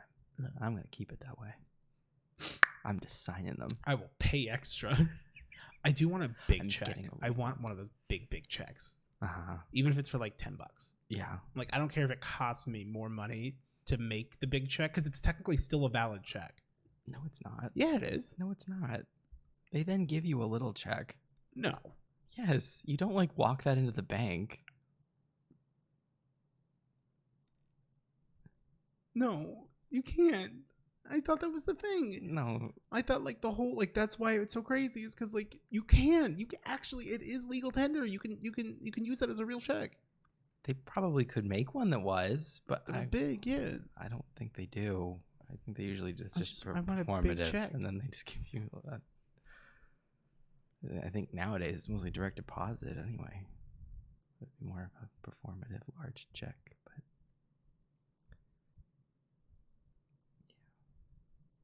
I fucking hate you. I'm moving out. I hate this house. Fuck, man. Really? Like, that's... yeah. Like, I'm not, like, rapping here. Like, I genuinely thought, like, that was the thing. So did I, when I was younger. Could, like... Because I'm like, there's no way that's real. And it's like, well, no. Like, depending on the big check, it very well, like, you can have a legal big check. I think that's true. I think you could. I'm not going to Google it because I'm not ready. I think it would depend on your bank. I don't think most banks would be willing to accept that. My bank will take care of it.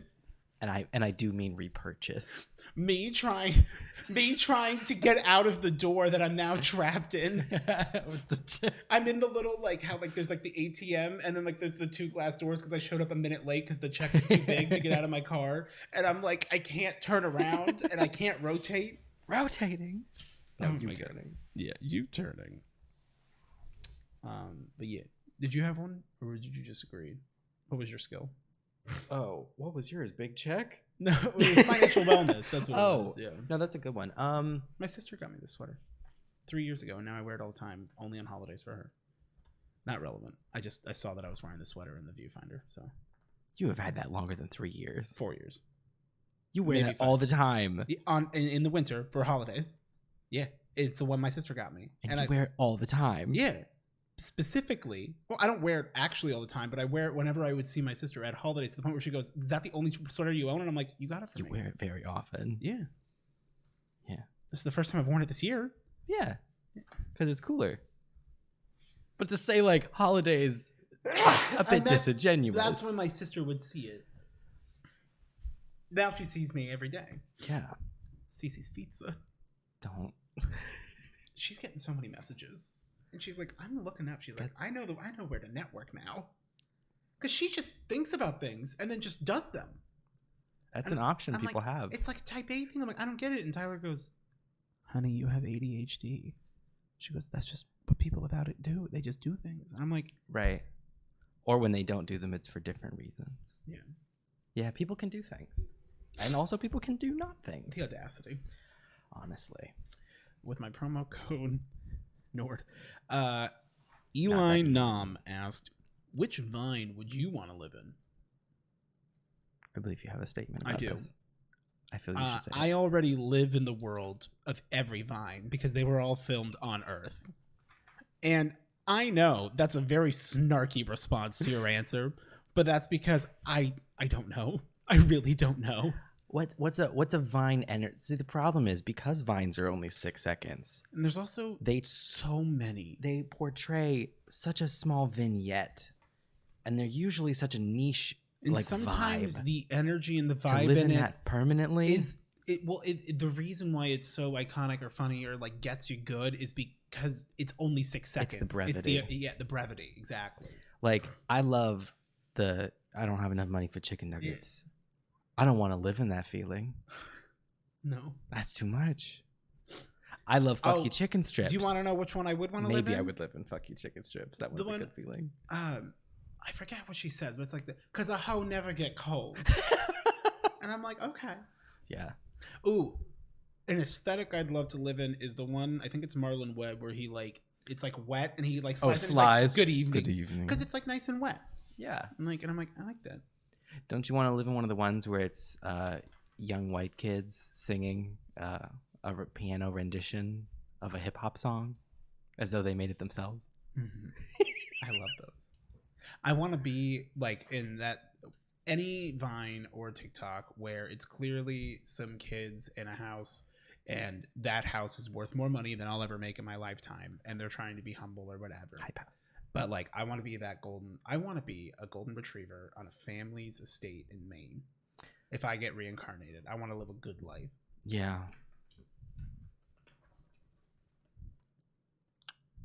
That's it. Yggdrasil. To take a break from existential questions. You're both a lot of Vine questions this week. A lot of Vine. You're both Vine experts. Thank you. Certified freak. 7 days a week. 7 days a week. Call it a vignette. Because yet it's not a Vine. 6 seconds or less, hunty. You're both Vine experts. So what are your thoughts on the what the fuck is this allowed Vine controversy? Which we had to look up. So we had to look this up. And I realized I was aware of what it was. I knew that. I wasn't sure. I knew that Vine. I didn't know there was a controversy surrounding it. Do you want to share what it is, or do you want me to? So I can do it. So in brief, it's the Vine where like it's a guy and a girl sitting at perhaps a Starbucks. Something. It looks like a Subway. Like a sandwich restaurant. And they're like, although I wouldn't really call them sandwiches legally. A restaurant. And they're Someone made a really good comment about like Steve out here, like is Odie, like I don't know why they call it a restroom because I'm fighting for my life. Yeah. And like it got me good.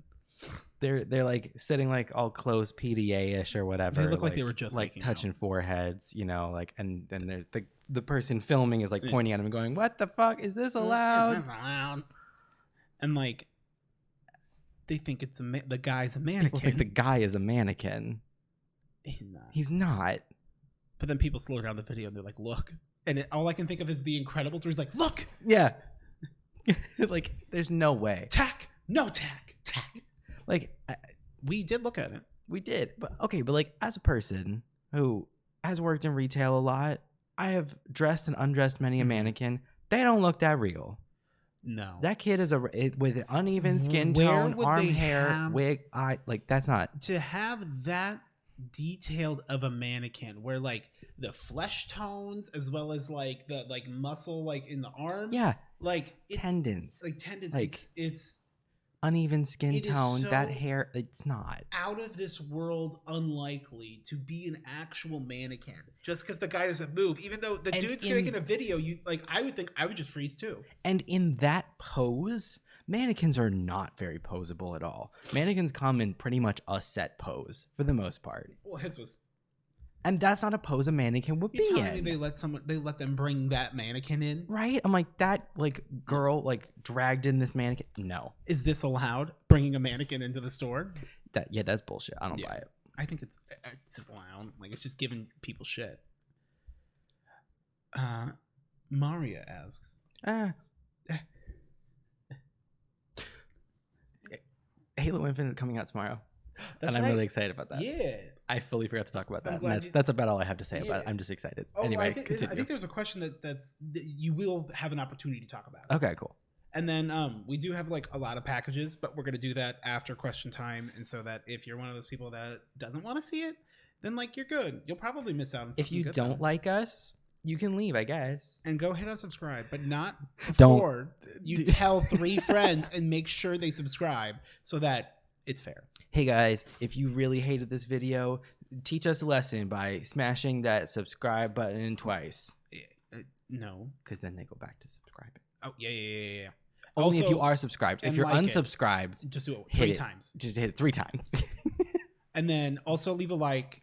And if you really want to show us how much you hate us, write us hate mail and send it to the P.O. box. Yeah. I would love to receive hate mail. I wouldn't. I think it would break me, but like only if it's just like you guys fucking suck and like and someone took the time and energy to mail that to us. Like that I would keep because I'm like, that's funny. Did I ever tell you about the very first hate comment I ever got? No. I loved it. It was so amazing. Mario will get to your question, I assure you, in due time. The very first comment that I ever got that was like, was it me? Not constructive in any way. It was truly just like being hate. There's a difference between a critical comment. Yeah, like because I got that comment that I think I talked about at one point, where like the guy at one point someone said like, you know, like, wow, is every like character on this channel like mean to the listener? Like, I don't consider that hate.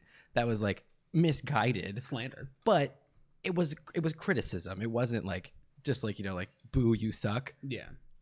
The very first like hate comment I ever got, I was at Carl's Jr. that one. And I was in the drive-thru and I was sitting there waiting, and so I like check on my phone and I got like a, you know, this was back when I still like let the notifications like ping, and so like I got it and I like opened it up and it was someone wrote with no capitalization, I don't like you, you're a loser, LOOSER. And I was just like, yeah. Did you pin it? I thought about it, but then I was like, no, because that'll like make people do that thinking they'll get it pinned and get attention. Oh, got it. But like, I just loved it. I don't like you. You're a loser. I love that you felt that strongly that you needed to comment. I loved it. Yeah. Because like, it was so weirdly like genuine in its own way. I was just like, okay. You could tell it almost like wasn't a troll. I don't think it was a troll. I think it was a child. Yeah. And it was just funny to me. Was it because like the character was mean in that one? Yeah. That makes sense. And like it's like they're not even saying it to you. Right. They're just saying, I don't like you. You're a loser. I was like, loser. I was like, you're right. I'm not a loser. I am a loser. A loose cannon. That's not good. A loose cannon is bad. Like you fire that thing and like you could hurt somebody. Yeah. Maria asked, your superpower is that you can give phobias to people. Sick. What fun and interesting things would you make people afraid of? Not giving me their money. Oh, that's great. Yeah, I'd make rich people fear the collection of wealth. I would make people fear unsocialized medicine. Like, why not do some good? Right? I'd make political people fear re-election. That would be so good. I would make the Supreme Court fear life terms. I would make people afraid of Kyle Busch because fuck Kyle Busch. Kyle Busch. I really want to get a NASCAR hat that says fuck Kyle Busch. I don't know.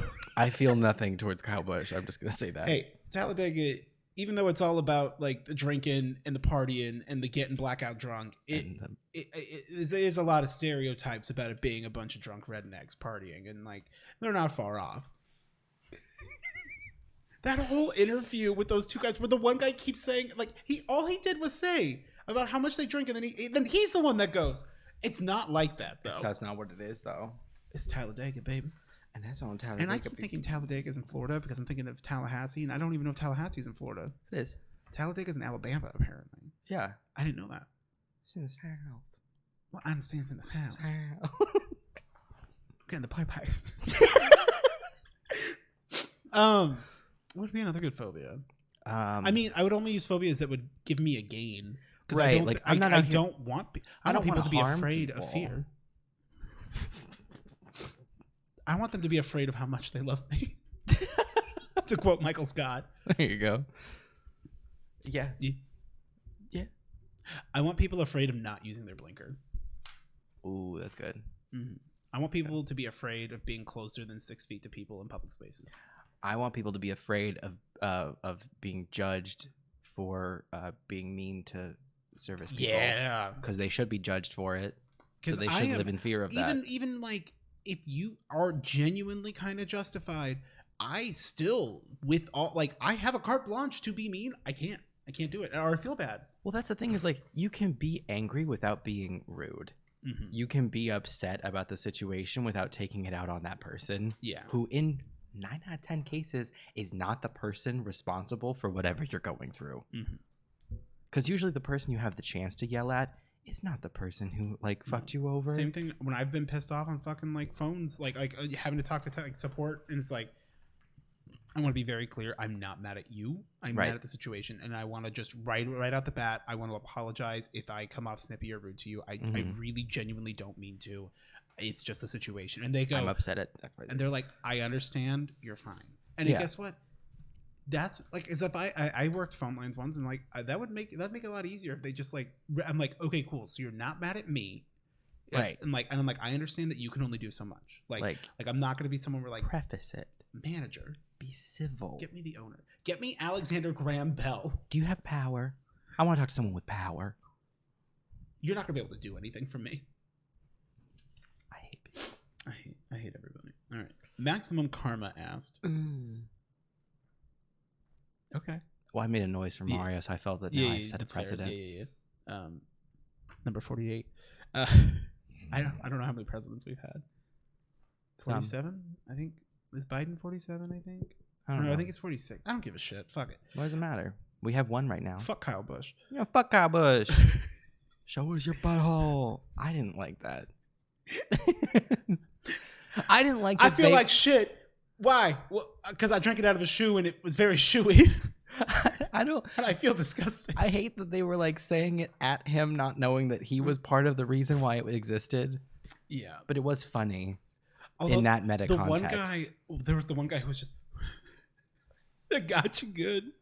I lost my shit. And then there was the other guy where it's like, why do you think like all of this, like, why do you think everyone's like this? And he's just like, the internet. And it was like the most profound, like, oh my God, like this guy gets it. Yeah.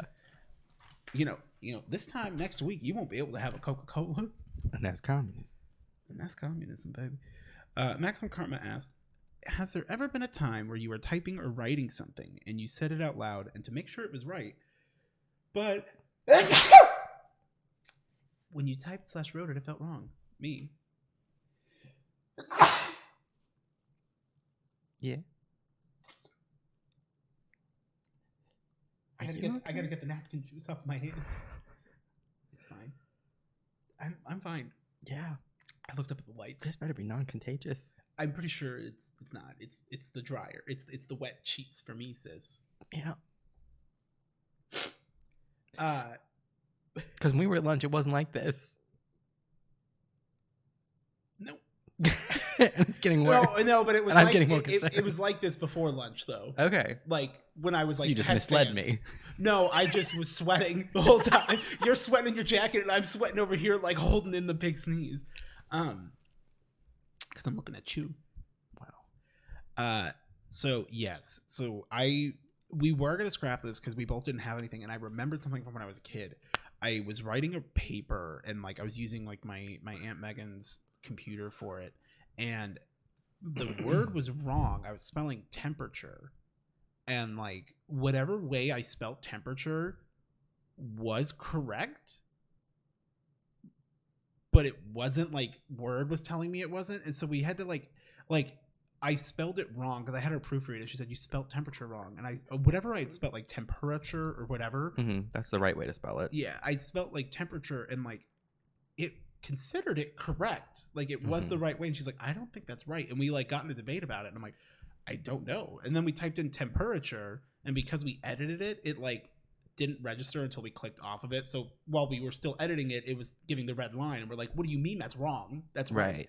And we like she went and like bought a dictionary, and we found both words. I don't even remember like how else we did it. I'm pretty sure. Yeah. And it's like, that's really weird. There's a lot of words that like are like one, like letters are flipped that people don't realize. Like prescription. Like a lot of people think it's prescription. Oh no, it's but it's prescription. Like February. Right. There's the extra R. Because you know February. Most people say like realtor, but it's actually realtor. Like there's not another A there. Oh, it's REALTOR. Yeah, it's a realtor. You see, but I would say it's a realtor. I say realtor, but like if you're spelling it, it's realtor. Yeah. You know, there's not a realtor. Yeah. There's not an A there, but yeah. Yeah, so that's it. That's all I got. Unless if you did have like a better example of what you meant, then like we could have better understood it. But I was like, I'm not really sure because like if I say it out loud and it doesn't sound right, then like I let the autocorrect fix it. Yes. Is it? What? Right, that's from a thing. Asian is. It's from a thing. It's from a thing. Okay. I don't remember what show it's from. Okay. I've seen it from a video that references the show, and I don't know what the show is. No. Chowder. No, it's. I think the show is The Comeback. Shark Tank. Yeah. Asian asks. Mm-hmm. People tend to use different levels of energy when they're on screen versus off screen, especially when filming or streaming. So for you guys, are there things you did to get accustomed to streaming for the first time? And do you feel buzzed after you end the stream, or do you need time to recoup? Good questions. Not anymore. Do I? Like, nothing really changes because I just like have gotten so used to it. But when I first started, I definitely would like kind of need to like hype myself up a bit because like people could tell like when we did that first stream together, like I got real hyped because I had watched your stream and like I was like, wow, like that was really cool. And you were like, yeah, you were genuinely surprised that many people even showed up. Yeah, and for me to build Broncos. For Bronco, and I'm like, I was like, really good because like I'd been streaming to like a handful of people at most, and like nobody regular. Like there's one or two regular people, and otherwise it was just like a few friends and whatnot. So like I used to have like a ooh fuck, like it's not even like a when I'm done streaming like I'm riding the high. It's like, well, if I'm riding the high, like we'll just keep streaming, right? Like, because what am I gonna do? Be like, man, that was cool. As I close the camera and I'm like, what do I do now? Then you stare at the black screen. Yeah. Going, who am I if not viewed? Ignoring all those unread Discord messages because you peeped them on your phone. I say as I just got a text. I was really hoping that was another Discord notification that would have been fucking sick.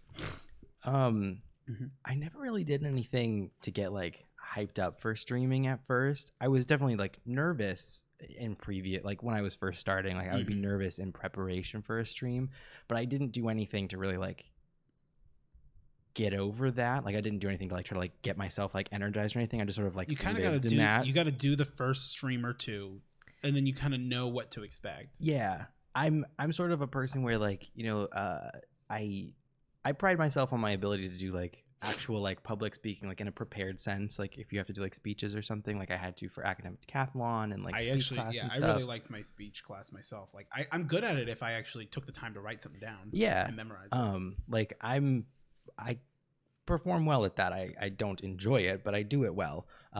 But I say that to say that like I never did any sort of like, I know like some people do like different things to like get themselves like prep for it. Like they'll shoot off a couple of vocal arrows, right? Or you'd see people like at academic decathlon things where like they'd like go out and like do jumping jacks or something like before their speech to like get the energy out or whatever. Or like there's like the joke that some people like scream. I've never seen someone do that, but like whatever. I never do any of that. I just like live in the nervousness and then just like in the nervous system. Time to perform. Yeah. But I don't feel nervous about streaming anymore regardless. Yeah. But I didn't have to do anything really at first. I was just like nervous and just let myself be nervous. And then I would say just as another side comment for the end, or were you about to read the next one? I was just gonna read like the second half of it. Oh yeah, I'm sorry. Like feeling buzzed after the stream or needing time to recoup. If it's one that gets cut short for some reason, like I have to go do something, then like, and so I ended even though like I'm not really like done emotionally. Like yeah, I do feel kind of like that, like like the buzz, like the high of like you've been like, but like in the same way that like when you're talking to like people like in real life, if you're having like a cool conversation or something and then like something happens, you have to go. Or like, well, and even like when we'll do the podcast and like sometimes like we try to be good at like, okay, we're gonna go because otherwise we just keep talking. We'll hang out here till fucking midnight. Yeah. So for no reason, but yeah. So most of the time, like I need time to recoup in the sense that like I am just tired. If it's not like cut short, if I like go until I am tired, then yeah, like I need some time to like desocialize. Yeah. Because like that was a lot. Because like I am not a particularly social person. I do it in bursts, and I enjoy it in bursts. Yeah. And then I need some like YouTube time. Like just sit on my bed and watch YouTube or whatever. Yeah. But I mean, that's the big thing for me is like when I finish streaming is like a lot of times, very rarely am I ever like truly tired. I'm like, I'm just like done. A lot of times it's like, well, like I'm done doing that, but I'm still up. Like I want to do something that's just for me. Yeah. Even though it's like I could have done that any other time, and it's like a weird thing. But like the only other time that I get genuinely hyped like for streams is a lot of times like when we're gonna be doing something. Mm-hmm. Like it's like ooh, like there was a plan that's not just like right now, you know, we're doing this or Spooktober where like we know roughly what's coming, but it's like oh, we're gonna be doing something with some other people. Like when we all were gonna play Halo, like I got kind of hyped. Like I was like, oh, this will be a lot of fun because it's like it's not just me. We can just hang out. But then it was fun. Yeah.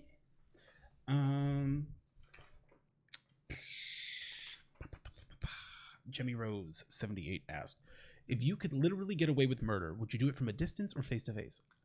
I wouldn't do it. Jinx. I wouldn't kill anybody. Yeah, I'm not. That's not what's keeping me from killing someone. I'm saying like is it that thin line? No, I'm saying like the legality is not what's keeping me from killing someone. It's a lack of a desire to kill. Yeah, that's keeping me from killing someone. Not a lack of capacity. No. Ooh. So don't try me. I don't know if I could. I think I might choke. I think I'd have to, but it would break me. Let's go with this. If you had to, yeah, would you do it at a distance or face to face? Oh, I prefer from a distance. Oh yeah. I don't want to see it, but yeah. I had to see an unfortunate GIF this week. Okay. I'm not going to go into it because I don't want to upset people, but it is what you think it could be in terms of like in line with this question. Because it was a misleading title in a subreddit called Praise the Cameraman, which is normally about people who like get an interesting shot. Like, and although it was tagged not safe for work, the title implied it involved like a person that was climbing a train and then like fell, and I'm like, oh, okay, but like if you fall off a train, like maybe they just like broke their leg. They weren't on a train, they were on a crane. And I'm done talking about this. I'll tell you about it afterwards because and everyone in the comments is like, what the fuck? Why is this here? Please, like it is not. Get rid of Like there's a difference when like you know what you're getting into so that you can at least, because people can get morbid curiosity, and I don't have a problem with anyone like it's real, but like I was not expecting that. No, I ran into a similar thing where I was led to believe, and like it came with a warning that said like, but it was a very like nondescript like blanket warning of like this this may be disturbing to some viewers or whatever. I'm like, okay, that could be anything though. Yeah. I'm like, you need to be a little more detailed, because then I clicked it anyway because I'm like, because I've seen like people die like in police shit. like police body cam stuff, because it's like it's not gory, like if that makes sense. Like right, like I've seen shit, so I was like, I'll be fine, and like I am fine, but it was still like I did not know that was what was going to happen, and then it did. Mm-hmm. And in the moment as it was happening, I'm like, oh, that's what's about to happen. And it's too late, and you're like, and then it will not leave your mind. I hate it, and it's like, please stop, and it's like, the snake that tempted Eve. Are you proud of yourself after your chaotic stream? Did I ever obtain the ranch? You have the floor. I ordered Chili's. I decided to treat myself on Wednesday. I believe it was Wednesday for the Wednesday stream. Was this you in the outfit getting Chili's? Yeah, that same video. That was a happier Steve that went to the door, because I ordered the chicken bacon ranch quesadillas from the Pick 3, the 3 for $10 deal, or 3 for $10.99, whatever it is.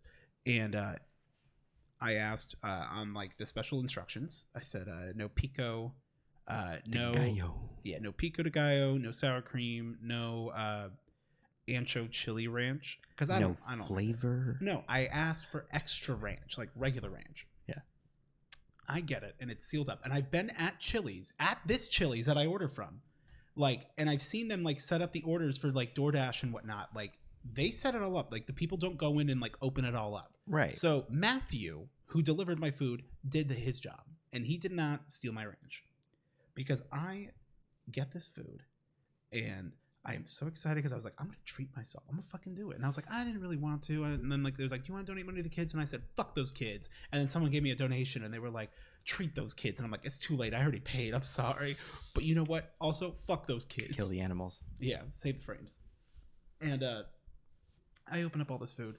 And like, normally they put the ranch in like the container that has the quesadillas. Mm-hmm. So I open it up and there's no ranch. And I'm like, wait, there's no ranch? I'm like looking at the bag. I'm like, there's no fucking ranch. Yeah. And it broke me.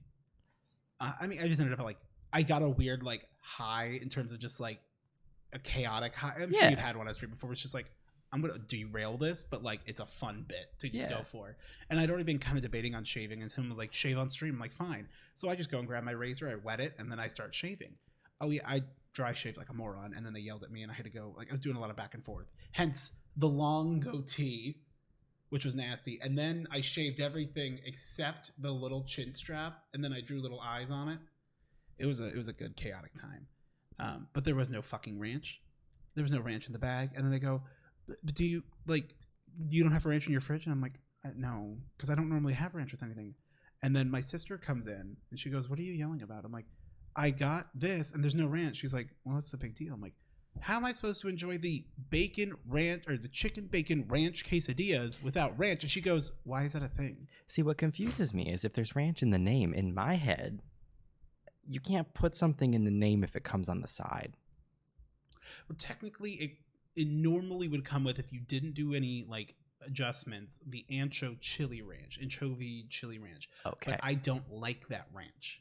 Okay. So that makes more sense then. Like I understand statistically, or like, like why I got lost. I would say lost in the sauce, but there was no sauce for me. But like, I'm like, I ordered like extra ranch, and like it says on the thing 86, 86, 86 extra ranch, and I'm like, there is no reason for you to fuck this up. And then I just kept shaving. Yeah. And then I was like, that's it, guys. You know how at Little Caesars they have the no seating, the little oven, the little machine that you like take your food out of. It's great. You don't talk to anybody. You shouldn't have to. An antisocial like dream. It's delightful. Coffee lover's dream. That deep rich flavor. So there's you can deep rich flavor. It's a reference that you want. I know, but just the fact that you said that about Little Caesars, I'm like, it is. It slaps. I like Little Caesars. So do I. But I don't. You have to get it rarely. Like I haven't had it. You cannot spoil yourself with it. I have not had it since. I think since like before I went to Chicago. Mm-hmm. And then when I was watching my parents' house a little bit before, then I'd had it a couple times, and then I burned it. I burned myself. You'll burn yourself out. Like, it's been a few months. I did when I first moved into this place, and there was Little Caesars so close. The first one, fucking amazing. Because I will go on record. You gotta have a week delay at least. I will go on record saying I don't care for their normal pizza, but I think that their deep dish pizza is one of the best pizzas you can get out of fast pizza place. And you burn yourself out. Anyway, so they have the thing where you take your food out. And in the past, that's the one. In the past, when you used to do that, in the before times, if you ordered the crazy sauce, I can't handle that sauce. It's a little too crazy. It's a crazy, but it hangs out outside the Circle K, asking if you got a cig. Yeah, and then you say, "I only got cards, man." He go, "Well, you could go in and buy one." Mims knows what we're talking about. I don't know. Mims lives like. I think in like Mesa, Tempe area, Glendale or something like that. Oh, then they know. Like if you live near Tempe, you know. If you live in Phoenix, it doesn't matter. Metro. One of the top 10 places to visit is Metro Center. My God. Anyway. You'll have the best and worst night of your life in Metro Center. If you make it. Good luck at the light rail stop. So, in the past, they would put the sauce in the little plastic tub in there with your food. So you just grab all your food and you grab and go, and you take it. Salad to go. Oh, good salads, very cheap for how much you get. They didn't bring back the chicken pot pie soup though. They've replaced it with a chicken and sausage jambalaya, which I don't want. I'm not happy about it. I've never been to Salad to Go, and I just made that. It's like an offhand reference, and I didn't realize that like. I still am boycotting Kneaders. Oh, don't worry. That one closed. Good. I know. I felt the same way. I'm still Taylor sad. said that one closed, and I said they fucking deserved it. I'm still sad they removed Jack in the Box. Jobs, but yeah.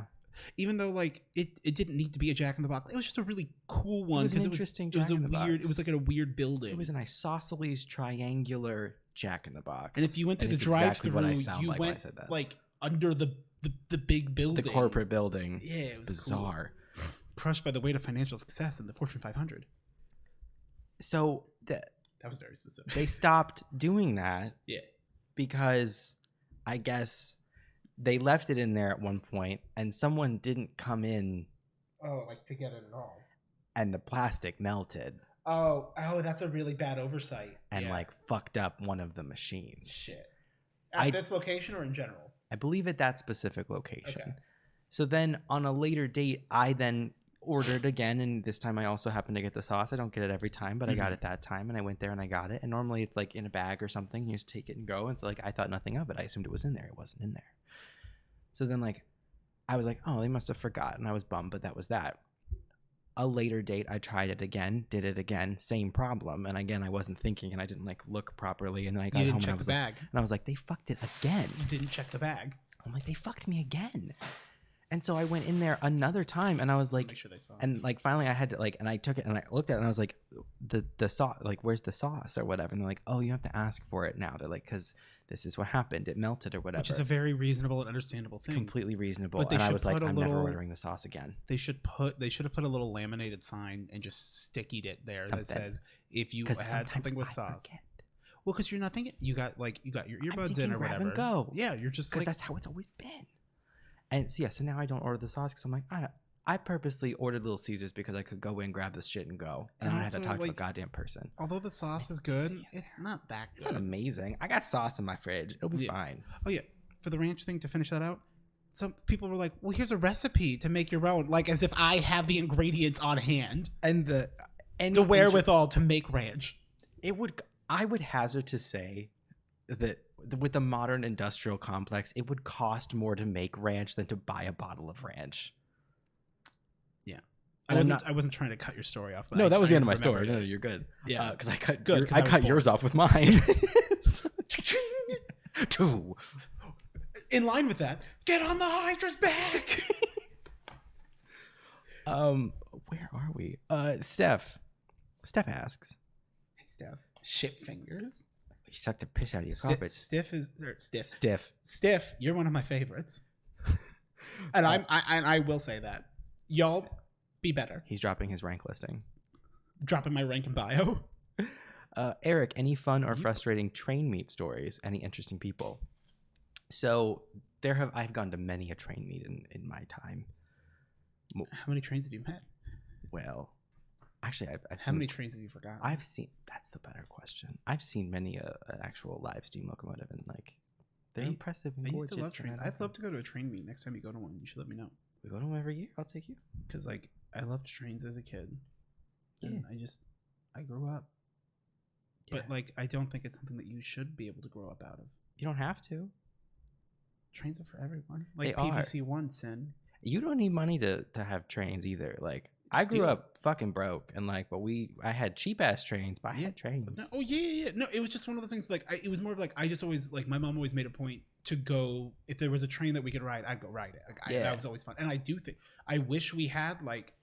I wish I could take like a train somewhere, even if it's like a little longer. Like when you see it in movies, like fucking Harry Potter, where it's like we're gonna go travel, or like even if we just had like expressways that were not just in the city, but like why the fuck do we not have a bullet train here on the West Coast, or just in general? Just in general, but specifically like wasn't that Elon wanted to make like a hyperloop?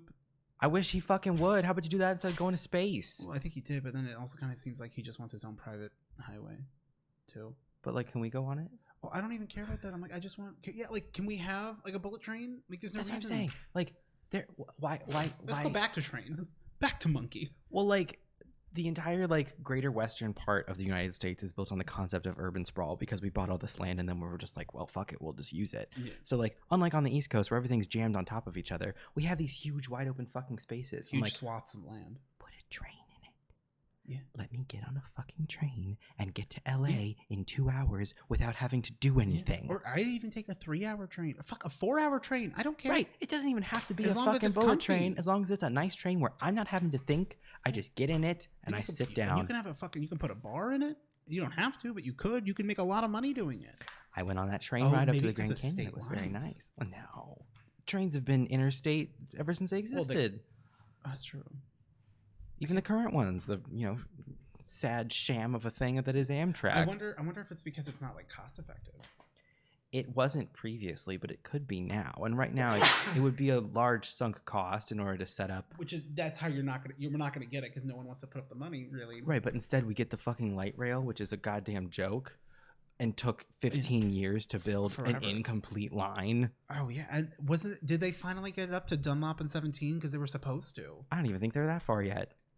I know that's like the plan eventually. Yeah, it was originally supposed to go up to Happy Valley and shit. And really, like, all the way up there? Holy shit. One point they talked about that, and that was in like the early 2000s. I mean, they were like, remember by 2015 when I be first up to Happy Valley, which at that point there was nothing at Happy Valley, but it was just the concept of it going that far north.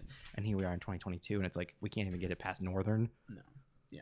Can't even get it to Northern. I mean, that being said, if I lived like more so in the city, the light rail is good for what it is. Like it is like our above ground subway. Like know, like you would have another things. It's better than nothing. For Phoenix, it's Phoenix is kind of dated in that way. We're like, although we have a nice light rail about public transit. Yeah, we don't give a shit about it, or we should. We're not set up. I did see a dude with a Bushido blade once. That was sick. Okay. We're not set up for traditional. Public transit generally. And usually we don't vote in people that will spend money on public transportation. Yeah, we have unique challenges that we're not willing to address. Any fun train meet Boomer's story? Got the tracks. So there was this one there's a couple interesting people that come to these shows. There's this one guy named Terry. He's a fucking dickhead. Terry with an I? No. Terry with the big arms. No, I wish. Terry is a fucking skis. Why do we know two different Terrys? You know 3 Terrys? There's Terry with the 2 eyes and Terry with the big arms. And then there's train meet Terry, who's a fuck. And then Terry from Fatal Fury. Fatal Furry. Is that your homebrew? Remember when I played that and I'm like, do you know what he does? And you're like, I don't. And then we were both like, oh. I thought he just kicked and punched. Yeah. Oh, yeah. So there's this stupid skis ball dickhead named Terry. Where like Russ. I have a Russ. Someone asked me about that. Okay, so here's the thing. There's no shame in hair loss, but like if it's happening, understand that and adjust your hairstyle accordingly. You need to commit. Like the comb overs are done. He has in the past he had a comb over. Now he's given up on the comb over. So like he's got a bald top of his head. Okay, great, cool.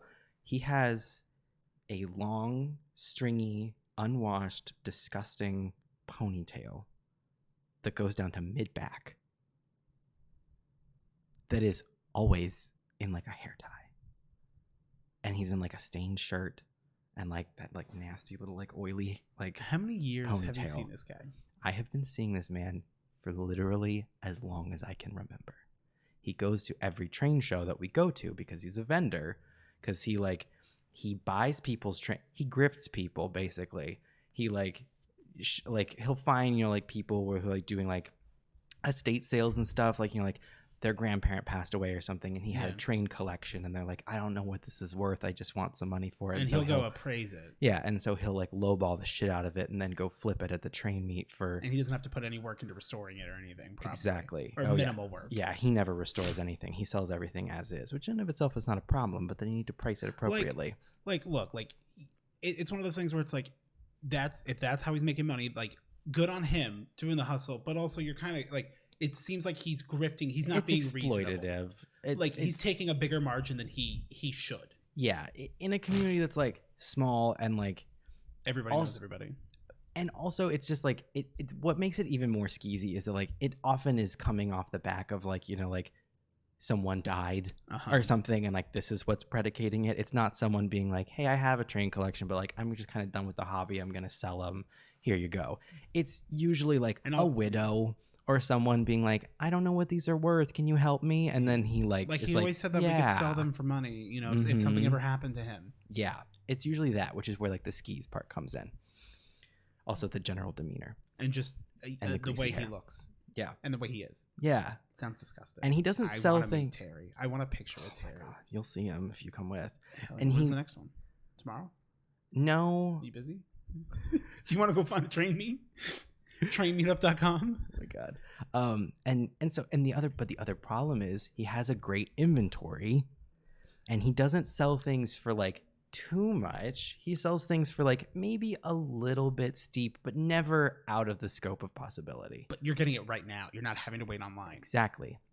So like people buy from him. And you can touch and see it. Yeah, I bought stuff from Terry. My dad's bought stuff from Terry. Like Terry is a fixture at these things, and we all know Terry.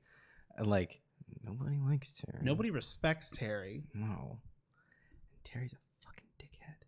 And there's this other guy. So like that's one person, Terry. Nobody likes him.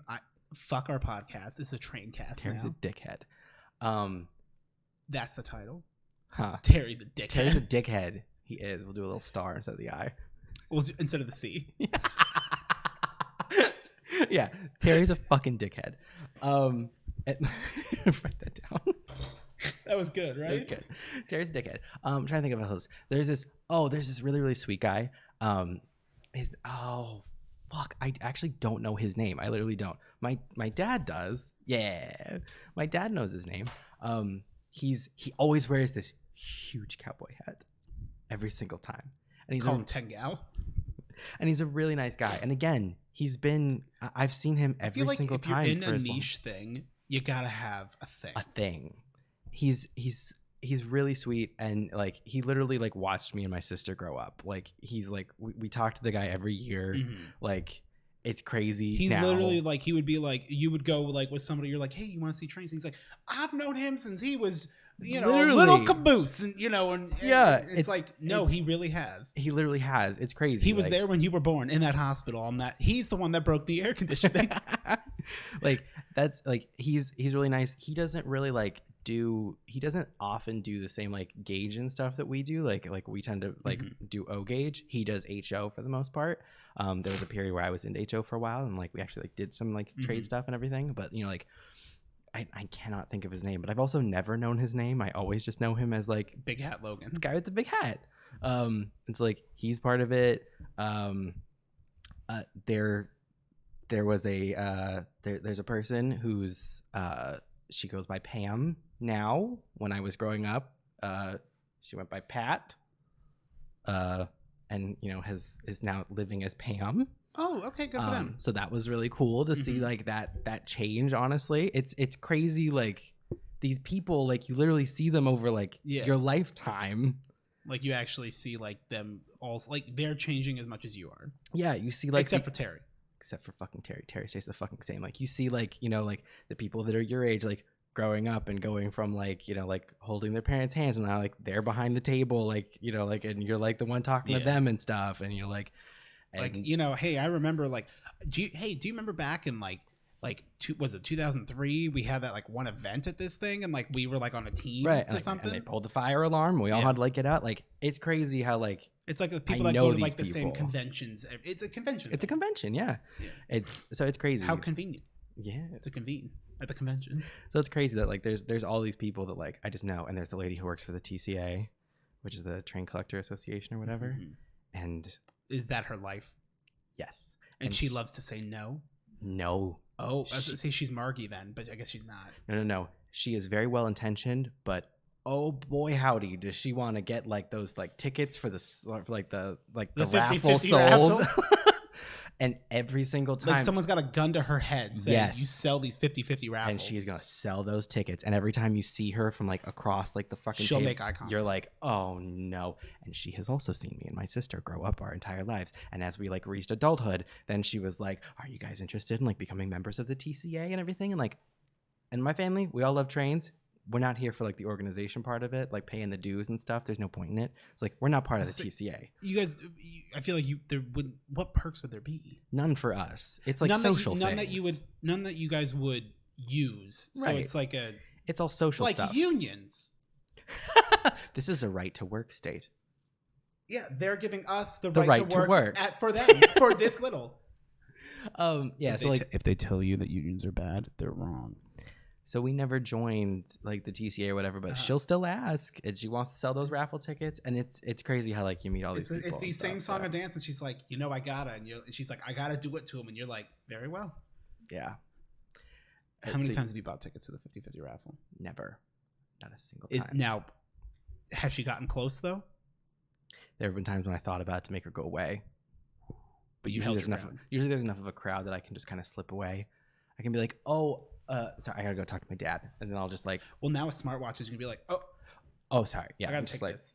Get out, yeah, yeah. And the one other like weird story that I have is like, I mean, it's not even like a long one, but there was this time where you'll have these odd scenarios where like, if you get something that like people want, like you happen to get in there early and like you find the right table and like it's at a good price and you buy it, you gotta buy it and then get out, because like otherwise people are gonna ask you if you are looking to sell it. I'm like if you're walking around with it. Yes, like if you're holding something, people will like, and it's good. Like everything's fair game. Everything's got a price tag. Right? People will be like, like, oh, like what'd you get that for? Whatever, and like, and then you can choose to tell them or not or whatever, and then they'll be like, would you take like such and such for it? Like hey. Like they're like, oh, where'd you find that or whatever? I'll be like, oh, it was like over at a table over there or whatever. And then they're like, what was that going for? And you can be like, oh, it was like $150 or something, and be like, oh shit, dude, I've been looking for a 2334 for God almost as long as you've been alive. Would you take $250 for it? And it'll be like, but then you're also kind of like that's a real thing, like. And as a person who hates talking to people and socialization, I'm just like, no. And the answer is no. I don't want to, because like I bought it and like I didn't do it because I wanted money. I want this trade. You're not in the swap. You're not in the swap. Right. I bought it because I wanted it. I'm not looking to make $100 at this event. You're not a scalper. I'm looking to. I'm not Terry. Terry goes to other conventions early before his booth's set up to scalp anyone's trains that are too low priced. He will go. He got yelled at one time because like if you have a table, you get to, you're all in there setting up your tables before any of the public comes in. You technically have access to so you can make trades and stuff before. There's nothing like there's no rules that you can't do that if you like. Can you make sales? Yeah, like if you set your table up and everything, and like a table is next to you and they've got something that you want, and then and you go up to them and you're like, hey, like what is that going for? And they're like, oh, I was gonna mark it for like 50. And you're like, okay, here 50, and then like you can sell it right then. They don't care. But you can't then go put that on your table and sell it for 100. Well, you can. Oh, so Terry does. Shouldn't. Terry does. Terry did, and this guy went off on him because it was like, and to Terry's credit, if I can give him any, a very small line. There was a set of passenger cars. I believe there are 4 cars in the set. Terry only had 3. This guy had the last one, like solo. So Terry bought it from him and then sold the set that he just completed, significantly marked up because it was a full set, not missing anything. That's the monopoly bullshit where like we can trade, but like if it's going to complete your set.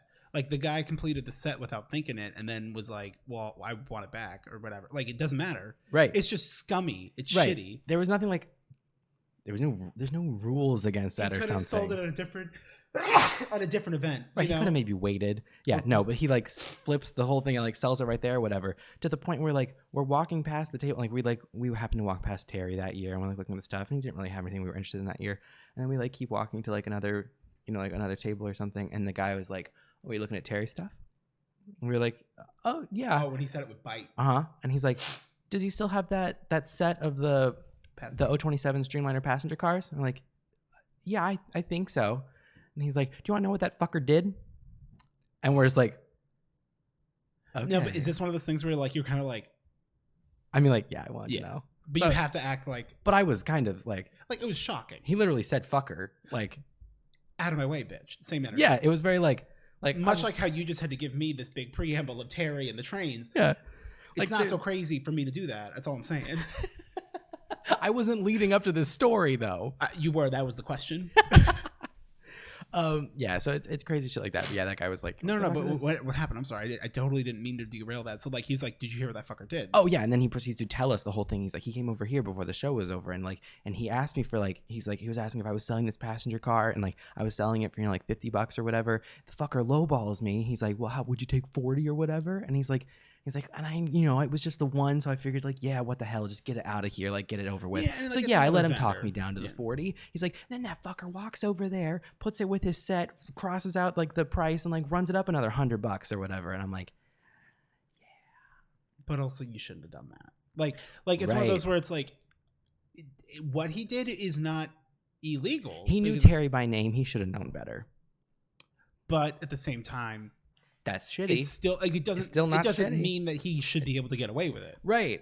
And so he got some heat for that, but just social heat, not like actual like no one organizing the event did anything. Like hey, like if you do that again, like you won't have a table. But probably because he brings money. Yeah, no one would have said something like that, but like some of the other tables were like, dude, the drama in the TCA is like there's more than people know. The TCA is surprisingly deep. Yeah. But like you'll try to like be getting out with like a box of stuff, and people will be like, "Hey man, what do you want for that?" I'm like, "I want this in my car. That's what I want." Like I bought it. Like I'm one of those people where I'm like, I just bought this. Like I don't want to trade it. I don't want like trades make me uncomfortable because I feel like I'm always gonna get got. Yes.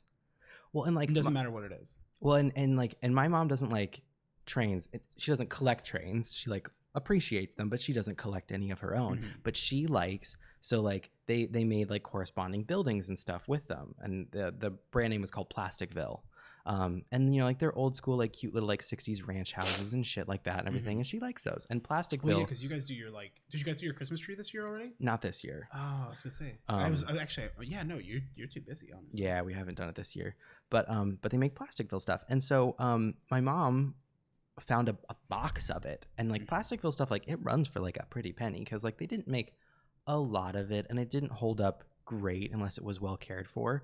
So like there was a time when I was younger when it was very expensive, and like now because like more of the people who collected it have passed away, there's a higher supply, so the price has gone down accordingly and not as much interest. Yeah, it's one of those things that kind of has faded with time, it feels like, or not really.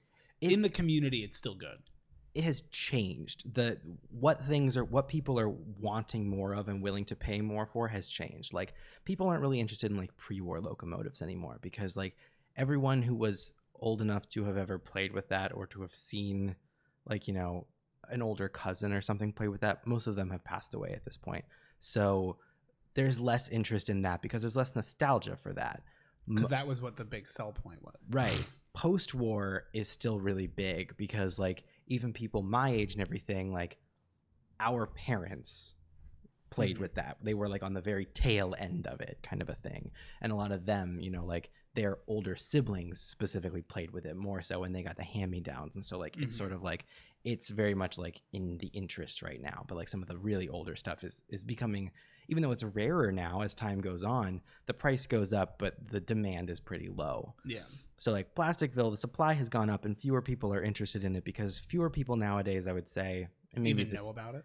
Yeah, and maybe this is me like not thinking of it correctly, but I would say that now there are fewer people who have like layouts at any given time set up. Like it's more of a just at Christmas time kind of a thing, or more of a collector mentality than like it's like I know like at your parents' house, like your dad has like I think it's a study, right? That has like wall to wall, like kind of like you have in your room, but it's all trains, and it's really fucking cool. And it's like, and he'll tell you about every single fucking one of them if you ask, like, even and sometimes even if you don't. Yeah.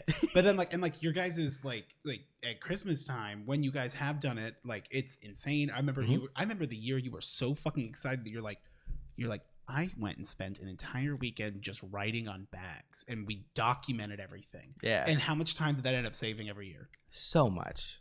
An obscene so amount fucking of time. much. Like that, like I get like a jazzed, buzzed goosebumps feeling just thinking about how much time that saved, which is a really weird thing to feel like that, not seeing it all done, not knowing you did it, knowing that you saved time. The secondhand organization that saved time. It's like when you work in an Excel sheet and it's like, I'm gonna my spreadsheet that I like worked with you for like the macros and shit, which like we now don't even use anymore. It's gone away, but like I was so proud because I'm like, what used to take 15 minutes every hour on the hour now takes 7 minutes for the whole day. Yeah.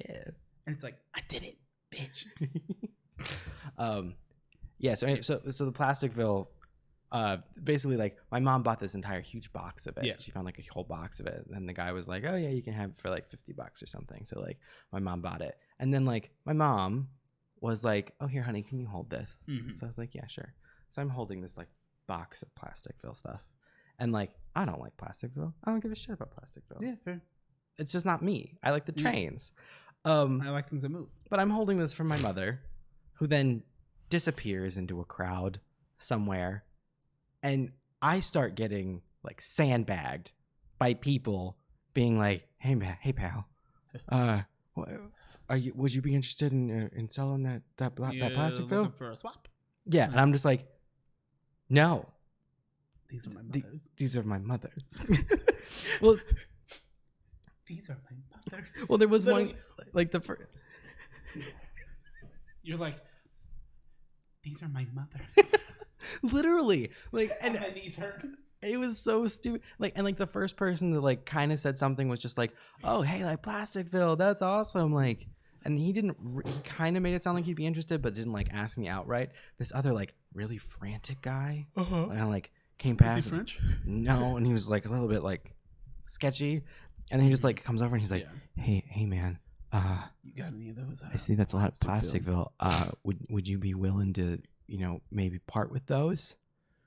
And I was just kind of standing there, and I just looked, and I was like, "You got the Plasticville," and I didn't know what to do, and I just went, "No," and then I just like that, just no, and I just like pushed past him, like when you're in the grocery store and your mom's like, "I'll be right back," because she had to go grab something, and it's like, I don't have money, and then you turn, and the other person's checking out, and they leave, and you're just like, and the other person's already putting their stuff on there because like no one cares, they'll wait. But as a kid, it's like, do you know where your mom is? No, just grabbing something.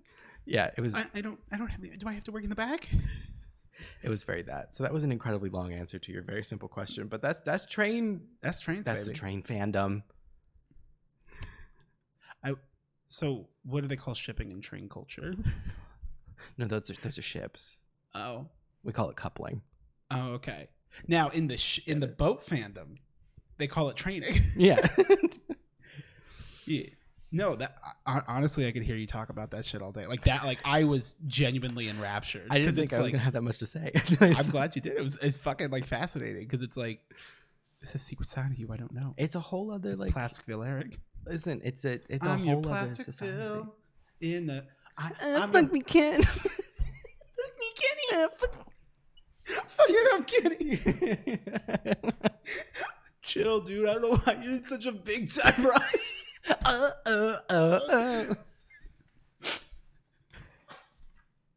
they put my face on the stuff. It looked exactly. It didn't even have to blend an edge. It was perfect. I see no difference between these pictures. Bonus points if you figured out the reference train in that, because that was pretty fast. Odie. Hello. How did, this is still from Steph, sucking the piss out your carpets. No, we don't do that. Oh. Odie, how did/do you pick what redemptions are available on your stream? Have you seen any options on other streams that you would never personally add? So when I first started out, I basically would just look at a few other people and just see like what they had, which is where you get like your hydrate, your, Squats. Squats is a fun one that not enough people do. And I wonder if it's like, is it a price point? But I'm like, they all are fucking loaded. Right. They have the money. I stream so goddamn much. It's because they spent all their money on Weasel. They're not ready to see the raw animal magnetism of my ass. Of your fat ass heading to the ground. Well, you think I have really good squat form. I know. Yeah. Tell everyone. If I apprentice somebody, it would be squat form. Squats. It's the only thing I can do that I what would I say I'm the best at? Squat. That is valid. I can squat. It's not a video game. Like I asked. You're right. But I mean, a lot of times it's like I struggle with like you guys redeem it. Like what would be good? So like I think it's something, or we do something silly. Like I still have E. like to play the note of E, which was you playing E on the recorder, which is now devolved into me playing any wind-based instrument I have on hand.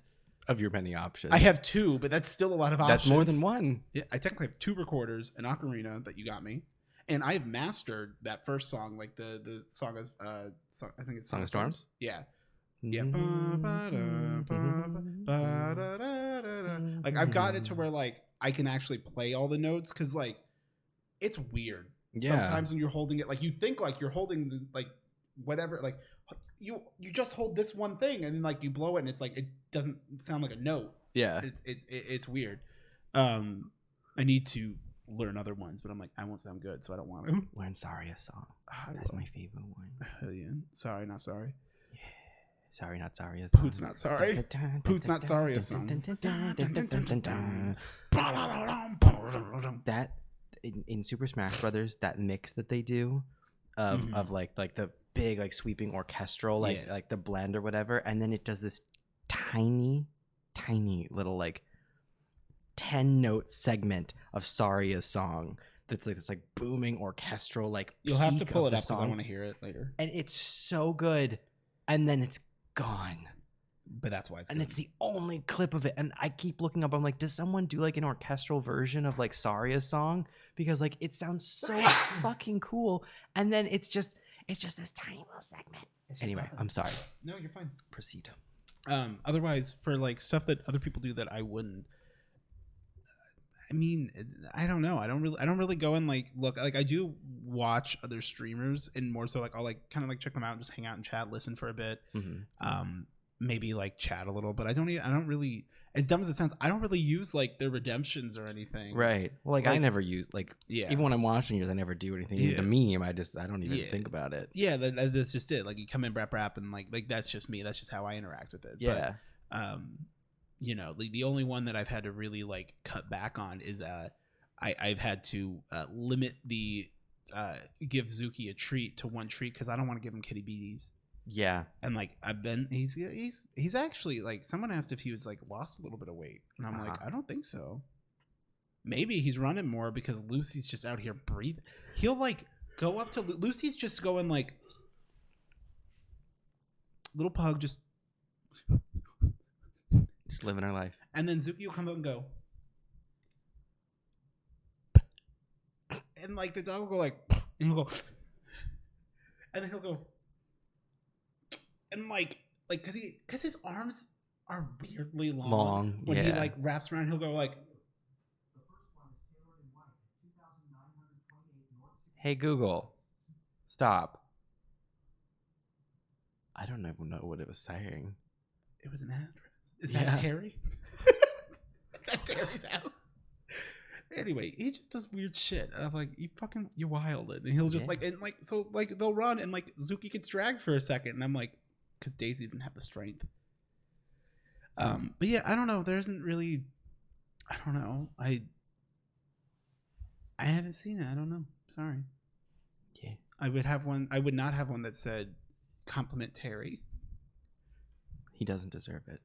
No. Watch like Terry's kid was like watches us or something. He's like, I love Ewick and I love twins, and I love you, Dad, and your ponytail, and I'm just like you. I'm 7 with a bald spot and a long greasy ponytail. Just cut the hair. No, because have you ever cut the hair? Does he have a kid? I have no idea. I doubt it. Have you ever seen him with anyone that could resemble his child? Oh no, he's always at the table alone. Exactly. I don't even know that he's married. I don't know. No, I think he's divorced and he left because she said it's me or the trains, and he's like, bye. Chugga chugga choo choo. He said, out of the way, bitch. Out of my way, bitch.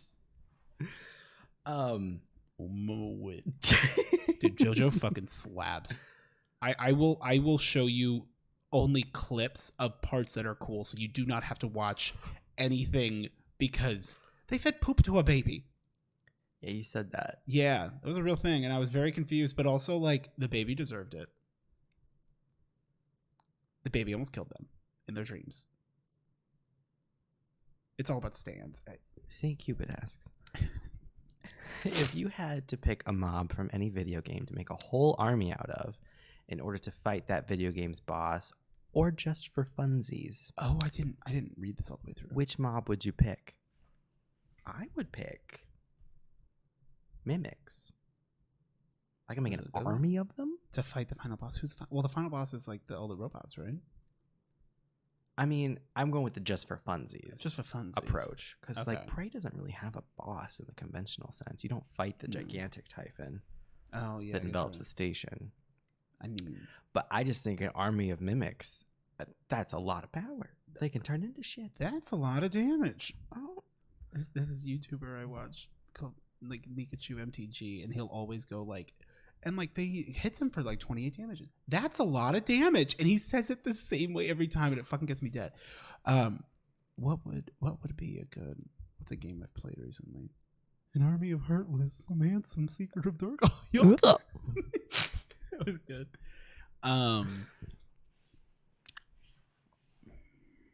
Well, obviously, I would want fellow Marines in Call of Duty Vanguard, because if I had a trained group of U.S., you're talking to a future U.S. soldier. I don't know. No. Zombies in Minecraft. Enderman, because then I can go home. I want the pigmen. Oh no! I could get rods. Zombie pigmen? No. Girl, you think you a zombie, but you a zombie pigman. It shows. Oink oink. If you can't handle me, my zombie pigman. Your oink oink is a little rotted.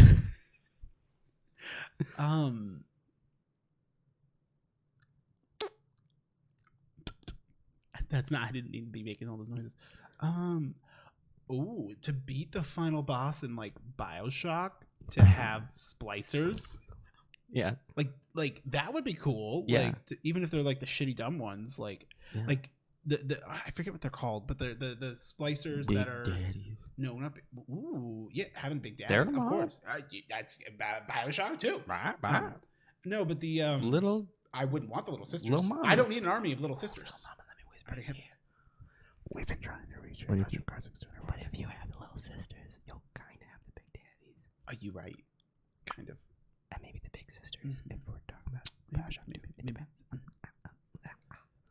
I would say, I mean, I would win if I had the hiss from Control. The fuck is that? Control is one of those games where I'm going to tell you need to play it. You will like it, but you won't ever play it because I told you would like it. So people keep telling me that about Dishonored.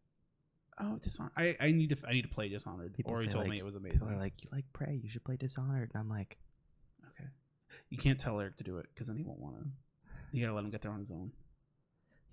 I have a billion games that I have literally not even unwrapped, installed, whatever the situation may be. Yeah. Oh, wait. Why the fuck am I even thinking? It would be Tharja from Fire Emblem Awakening, who she at first is an enemy, but if you can go and talk to her in that battle and not kill her, she'll join your team. And so technically, I could have an army of Tharja, and she's hot. My mimics could look like Tharja. You right. And that's better. And then I could have an army of Tharja, but they're actually black space Twizzlers. Yeah. I mean, different strokes for different folks. And they can climb in your mouth. And then... Still tastes like black licorice, though. Yeah. Okay. This is really cool. I bet mimics taste like gasoline and vanilla. Yeah. Okay. You're terrible. We have derailed. Yeah. I'm having a blast though. I'm having a good time. Vibe check for once. I'm loving it. I'm loving this. I'm having a good time. Maybe the package time should be a separate episode that we upload also, but that way they can make the choice. We cut and then restart. You guys, this will be one of 2 videos that go live at the same time, and you can choose to watch the package time if you choose. Because I don't this is a lot. It's a lot. But I also do not regret any moment of this. No, I mean, because we still did it. I'm sure 28 because I of those. did it my way. Okay. Lovely Dark and Wild asked, before the pandemic, would yourself ever think you'd be where you are today, doing all the streaming stuff? No. Not at all. I don't think we had any semblance of plans even remotely close to these. I'm thinking like February or January of 2020. Yeah, we were vibing. We played like a lot of Smash on the weekend.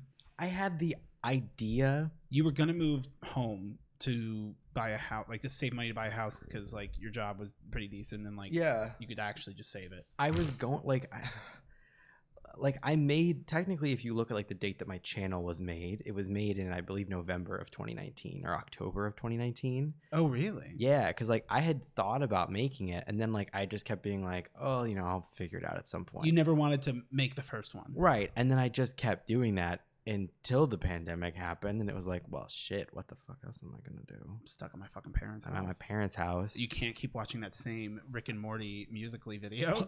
Oh, That's the only time I've hung out in your room at your parents' house. At my old room. I think that is the only time I've ever been in that room. Probably, yeah. Unless they move stuff out for like the murder mystery parties.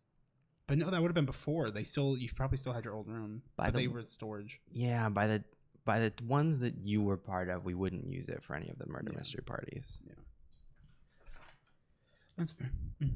MW7 said, Eric, do you specifically hate Broadway, or do you hate all theater? Just musicals, plays too? What about ballet, opera, and orchestral performances? Okay, so I need to clear the air on this. You need to speak your truth. Come clean. The title of this video is now addressing the controversy. So I I've already heard this. I need to pee and refill my water. You can have a moment. Fill up my water when you're doing that, please. Yes, Daddy. But don't like touch it with your mouth because you're sick now, I guess. Nasty boy. I'm sick as fuck, bro. Hell yeah. Sick nasty. So I can't remember exactly what I said. I know this was in reference to when I was saying like I don't even care about Broadway, but like I watched that show about about Rebecca, the failed musical. I believe my phrasing was that I was like, I don't like Broadway. What I meant more so was that like I literally like, it's not that I like dislike it. I just literally like don't like it. Like I feel no like interest in it. I have no ill will towards it. I'm completely neutral. I don't really care about it one way or the other. So it's not a dislike, and maybe I phrased that poorly in the past. But yeah, I don't have a problem with theater or any of that. I don't really watch any theater shows or anything. Like that's never been a thing that I really did. I wasn't in theater back in school. My sister used to do that, but that was never for me. So like I don't really feel anything towards it. As far as musicals and plays, I don't go to see plays. I don't love musicals, but I don't have a problem with them. Ballet, opera, and orchestral performances. I don't really have any thoughts on ballet or opera because I've never really done anything with that. But I will say orchestral performances, like I went to that orchestral performance of like they were playing a lot of music from like video games and everything, but like on a huge like orchestral scale. It was fucking amazing. It was really, really, really cool. So no, I definitely have like I have a big appreciation of orchestral performances, although I don't get to. Oh my god. I appreciate that. I don't know if you can see what. I feel like I'm in Monsters Inc. when they're like, "There's a sock." I almost just said Echo 419. What is the thing they say? Oh, guys, what's the thing when? Here's your question of the podcast. What's the thing in Monsters Inc. when they find a sock? Thank you. Appreciate that. I don't know why I'm doing this with my arm. I don't know. Is this your battle pose? You can hyperventilate. Okay. Are you ready for the next quiz? It's wonderful because I can just tear and move. Oh. Okay. Are you ready? Yeah. For Toy Freddy? We got a speed run. Everyone, if you answer too late, you don't get time. Lovely Deviant Alyssa asks, what's up? This one may be a bit cliche, but still, what's something that made you smile or laugh during this past week? This was one we wanted.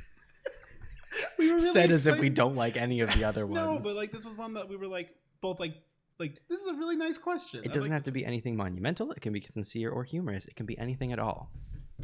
Mine is the 30th Bungie anniversary, specifically the aspect of it of so back in the day when they were first talking about it, there was some like leak stuff that people were like, oh, there's gonna be the Halo 1 pistol is gonna like be coming back because it's like Bungie 30th anniversary and like we Halo. We were just talking about it too the other day. Like, can they legally do it? And like Halo is like Bungie's biggest IP that they've ever created, but they don't own it anymore. 343 owns it now, owned by Microsoft. So at one point Thanks, there was Bill. some like, yeah, at one point there was some stuff that was saying like, oh, they're going to have a lot of Halo references. They're going to have like the Halo 1 pistol and a couple other things.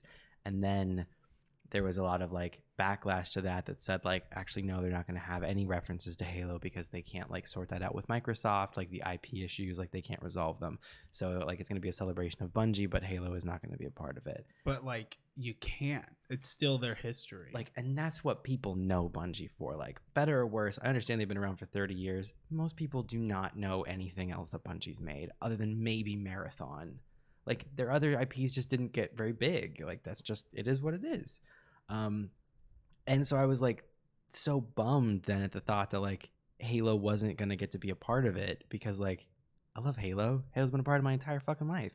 And like I'd like to, you know, you want to think that even though like they split, that like Bungie still is happy about Halo, you know, Yeah, like they that's still cared. They remembered. right. And so like the thought that they wouldn't get to use like literally this empire of a game that they've created, And they don't have to do much. right? Like that's the big thing is like any I little don't thing. need it like chock full, just something. Honestly, from what I saw in that trailer, that's more than It's enough. more than I thought. I never thought we'd fucking get it, and I immediately want to use it. Yes, I didn't think there was going to be anything. And then Oh, I to guess watch the trailer, spoilers. spoiler alert, it came out earlier today. It's fine, Yeah. and this will be coming out tomorrow. So, but the But trailer, they're watching it today. well, They should be. the trailer dropped, and you know they added in a version of the energy sword. They added in the Halo 1 pistol. They added. Oh, in the that's what it is. I was. Yeah. I remember I was like, "That sword's so cool," and I didn't like. yeah, it's the energy realize sword. It. It only has the one blade to make it like fit better with like Yeah, the the theme. aesthetics. And like, and they have the battle rifle, which is a pulse Now I rifle. wanna go see it. So like the top looks like the battle rifle, but it does still have like the Destiny style like back end of it. So Yeah. like it feels like a fusion of both. The Halo 1 pistol is the sidearm, and it looks like when you're holding it, it looks like the Magnum. But if you like turn it to the side, it has like now like some extra parts that make it seem more like a Destiny gun. And it's just really, really cool. And like just watching that and getting to see that, like, because I didn't want to know any spoilers about it. Yeah, the gun just looks so fucking clean. Yes. And so then getting to, yeah. It's got like they changed it, like you got like a round mag. I Like- wonder if it has a big magazine now. Yeah, like from the top, it looks like the Magnum, but then from the side, it gives you kind of a vibe. Oh, and more that's the Destiny. BR. That's the battle rifle. I didn't even notice that. Yeah, Oh, and that's the energy. It's really cool. And Do we it, gotta play today? I mean, maybe it got me really fucking I excited. mean, fuck it. Yeah, we might So, not have time today. I But don't if think you're we gonna do stay today, up, but if you're gonna stay up, oh, I'm staying up. I've decided. well, Time in is that coming. case, we can We could. go vibe and play Destiny, and then when Halo comes out, you can go play Halo, and I'll go to bed. Yeah. Or I'll pull an all-nighter. I don't give a shit. Fuck it up. We might. I'll come back and bring you some Adderall that you won't take. I don't take I'll, Adderall. I'll crumble a little up and leave a little line on your doorstep. I can't even really do caffeine anymore. Can you stop having health problems or attention? Fair. Okay, yeah. Anyway, that was something that like I can see. that was something that really made me smile this morning, just because like I had heard like little rumors that people were like, actually I think like they did get to have like Halo stuff in it, but like the last I had heard was that like it wasn't going to be part of it. So then like to see it official from Bungie that they get to have all that parts of Halo back in this, it's so cool. I'm super excited. I don't care if the guns are good. That's not the part. It's just that they're there, and that's so fucking cool. So Hell yeah. Yeah. That's awesome. I love that for you. that made me smile. Yeah. For me, I think it was. You know what? For me, and I don't mean this to like undercut yours by any means, but like us just hanging out and playing games on Saturday be night, fun. like it was just the two of us. Yeah, It was just for like a few hours, and then like I showed you the fucking Talladega video, and then no, you showed me that at the end of the last stream. oh, that's right, it was after the stream. You're right, Yeah. and we only had the one. We only could watch one, Yeah, even though there's other bangers. But it was so much fun to just like it was because we were talking about that, like just like man, like I miss kind of like just playing games just to play games, and like because I've gotten to the point now where like with the way that like my regular schedule and just like my own personal life is going is like if I'm gonna play games, like I might as well stream, not because of like I need to or anything, but rather like it's I don't have any games right now that I want just for me. right. So it's like I'd rather just like, hey, whoever's here and wants to watch me, like come and hang out. And Yeah. if no one talks, like I don't give a shit. Like I'm still playing. Like I'm having a blast, but I'd rather, we could all have fun. if you want, or or background noise stuff. But like, it was so much fun because I'm like, it's just us. And like, it was a lot of fun. We played a lot of Smash. Yeah. And we actually played some characters that we never. I was surprised that we were like, we'll just start doing random, because otherwise it's the same thing. Like, we go through Cloud, Ike, Bayonetta a little bit, Ganondorf, Lucas. Yeah, we do all the hits. God, you playing as Sonic? Sonic is fucking awful. Yeah, he's awful. Yeah, he's awful. I'm surprised that we didn't get Olimar. Yeah. I don't know why. I don't feel like he should be weighted more, but personally, I was a little offended. For how many that we played, there were quite a few characters that I was expecting to see. Neither of us played as Bowser. We got duplicates, though. We did. We got duplicates, and we didn't get, like, something like, we didn't get Bowser, we didn't get Bayonetta, we didn't get Olimar, we didn't get Wii Fit Trainer. Who were you playing as, or who was I playing as when you were the Squidling? You were Donkey Kong. I was Donkey Kong. I was so kinking you. And there was the one point where I just like grabbed you, and it's like I'm choking a child. I just slammed you. Who was I playing as when you were playing as Peach, and I was playing as Ryu, and I kept doing the grab and then throw down, and he literally punches straight down and just punches you in the fucking face. You did it, and we both just like stopped. Like, it's like, like that's abuse. That's violent. When I was Little Mac and you were Captain Falcon, not fast enough, old man. Make way for the new generation. Because, like, Falcon Punch takes so long, and Little Mac is so fast. It just keeps interrupting it. And, like, and if I did have the time to charge it, you're so fast that you just go, whoop. And you finally did it once, and then you, like, positioned wrong, so you did it into a wall. And I'm like, oh, you're punching a wall, old man? You mad? I think I did cry because it was like we had to pause. I had to pause it because it was just you like looked at me like, why'd you pause it? And I'm just crying.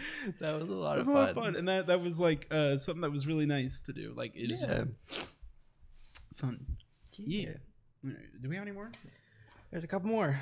Okay, no problem. 13th Faye. What happened with that guy you saved from the car accident? Also to you for going to someone's aid, we stand as selfless king. Thank you. Yeah, so there was that car accident thing. It was it's a simple story, sort of. I was playing League in the dorms at ASU, and I heard this loud fucking, like, crunch. Like, people say, like, you'll know a car accident if you hear it, and I'm like, I can't describe it to you other than, you don't like, know it till you hear it. And I, like, looked outside, and there's, like, palm trees lining on the street there, and, like, in the middle median, and, like, one of them had it like part of the trunk was like scraped away, and there was a truck facing the wrong way, like busted up on there, and like whatever. So like I was in the middle of a League game, which I then got banned for 2 weeks because like lever penalties, because like my internet connection was trash too. And this was back before like they updated the map and everything, and I didn't know how to play. But I was like, I got Ari because she's pretty, and my girlfriend's name is Ari, and that was it. Thresh had just come out at the time too. For anyone who plays League, Sal knows. And then I ran out, and there was like a few other people that kind of like also heard it and did something. And because people heard the noise, but they didn't really like think anything of it. And like, and I didn't know any better. I was like, okay, shit, like. And we see this dude in the car and like in this truck, and like he's like dazed. He was drunk, and it smelled like alcohol, but I couldn't confirm. Like I didn't know if he was drunk or not. I couldn't, because if I was in a car accident, I'd probably sound drunk too. Like because of just like shock. The shock, or like when you're super tired too, like that kind of shit. And so me and this other guy who happened to be there, like we kind of like got the door open and like pulled him out. Which in hindsight shouldn't have do. You should let the paramedics do it, unless imminent danger. Yeah, just because of, you know, a spinal injury, anything like that, like moving people and whatnot. Like I understand why there's weird rules, which sucks. But pulled them out, and then the cops were there, and they took my statement. I ended up leaving like a voicemail statement that I guess was actually used in trial. I don't know if it actually went to trial, but that's what it was for, me recounting the events. But that was basically it. Like, and I didn't follow up or anything on it. I don't even know if I could go find it, honestly. I don't know. Because, like, I mean, no one was killed. Yeah. But, like, the dude, like, I don't even know where the car was and where the tree was hit. I don't understand how he did it. Like, and the cops were trying to figure that out. And I'm like, I can try to draw it for you, but I didn't see it, so I don't know. Yeah. It was really weird. Question for both. What's one thing, concert, video game, movie, etc., that you wish you could recapture the magic of experiencing for the first time again? I mean, I have 2 of them. I kind of have 2. We're probably sharing at least one of them. Is it the first 15 minutes of Prey? Yeah. And Breaching the Clouds in BioShock Infinite?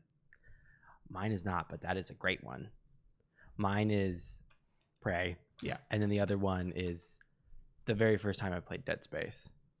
That's good too, yeah. Because I did it like, I tried to do the whole, like, in the dark, alone. And like that first running sequence when like the necromorphs drop and you're like in the room by yourself and she's like, run, Isaac, run. And like, you're like, I gotta run. I have not felt fear. You don't know what the run button is. You don't know what the fucking run button is. And you get in the elevator and you think you're safe and then it rips it open and then slams it.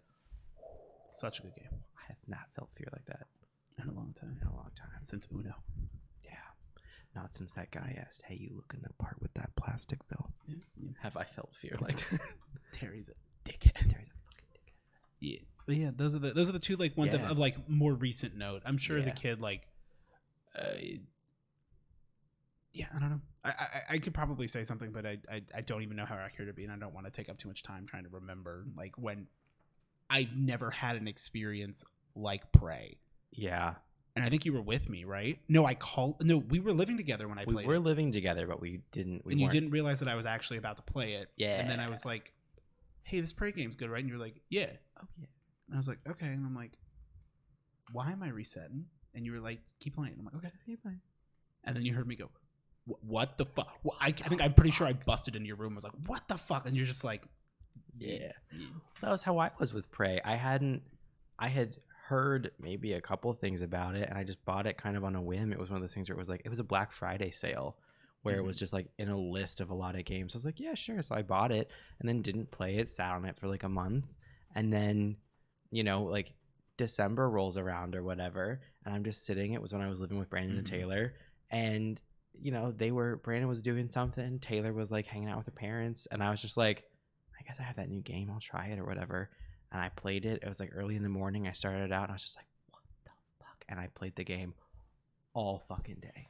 All day. And I stayed up and I just finished the game because it was amazing. Yeah. I mean, so good. That's how I was with Call of Cthulhu, weirdly enough, the video game, which like isn't even that like game breaking. Like it doesn't break a lot of ground or anything, but like it was so cool. And like following, like I did like help use a guide to get like the occult ending specifically because I beat the game regularly and then I realized I could get better achievements and I beat that game like 2 or 3 times that night. Like I just pulled an all-nighter and I was like, and I had to work because this was when the Panini had just started, so like we weren't doing anything anyway, right? Because it's like that was the perfect time to start shit. Yeah. But which is why I got into all those fights. Yeah, because I was starting shit. Yeah. One small thing is I would a feeling that I will never get again, unfortunately, but like that I cherish deeply was when my dad took me to go see the very first Harry Potter movie in theaters.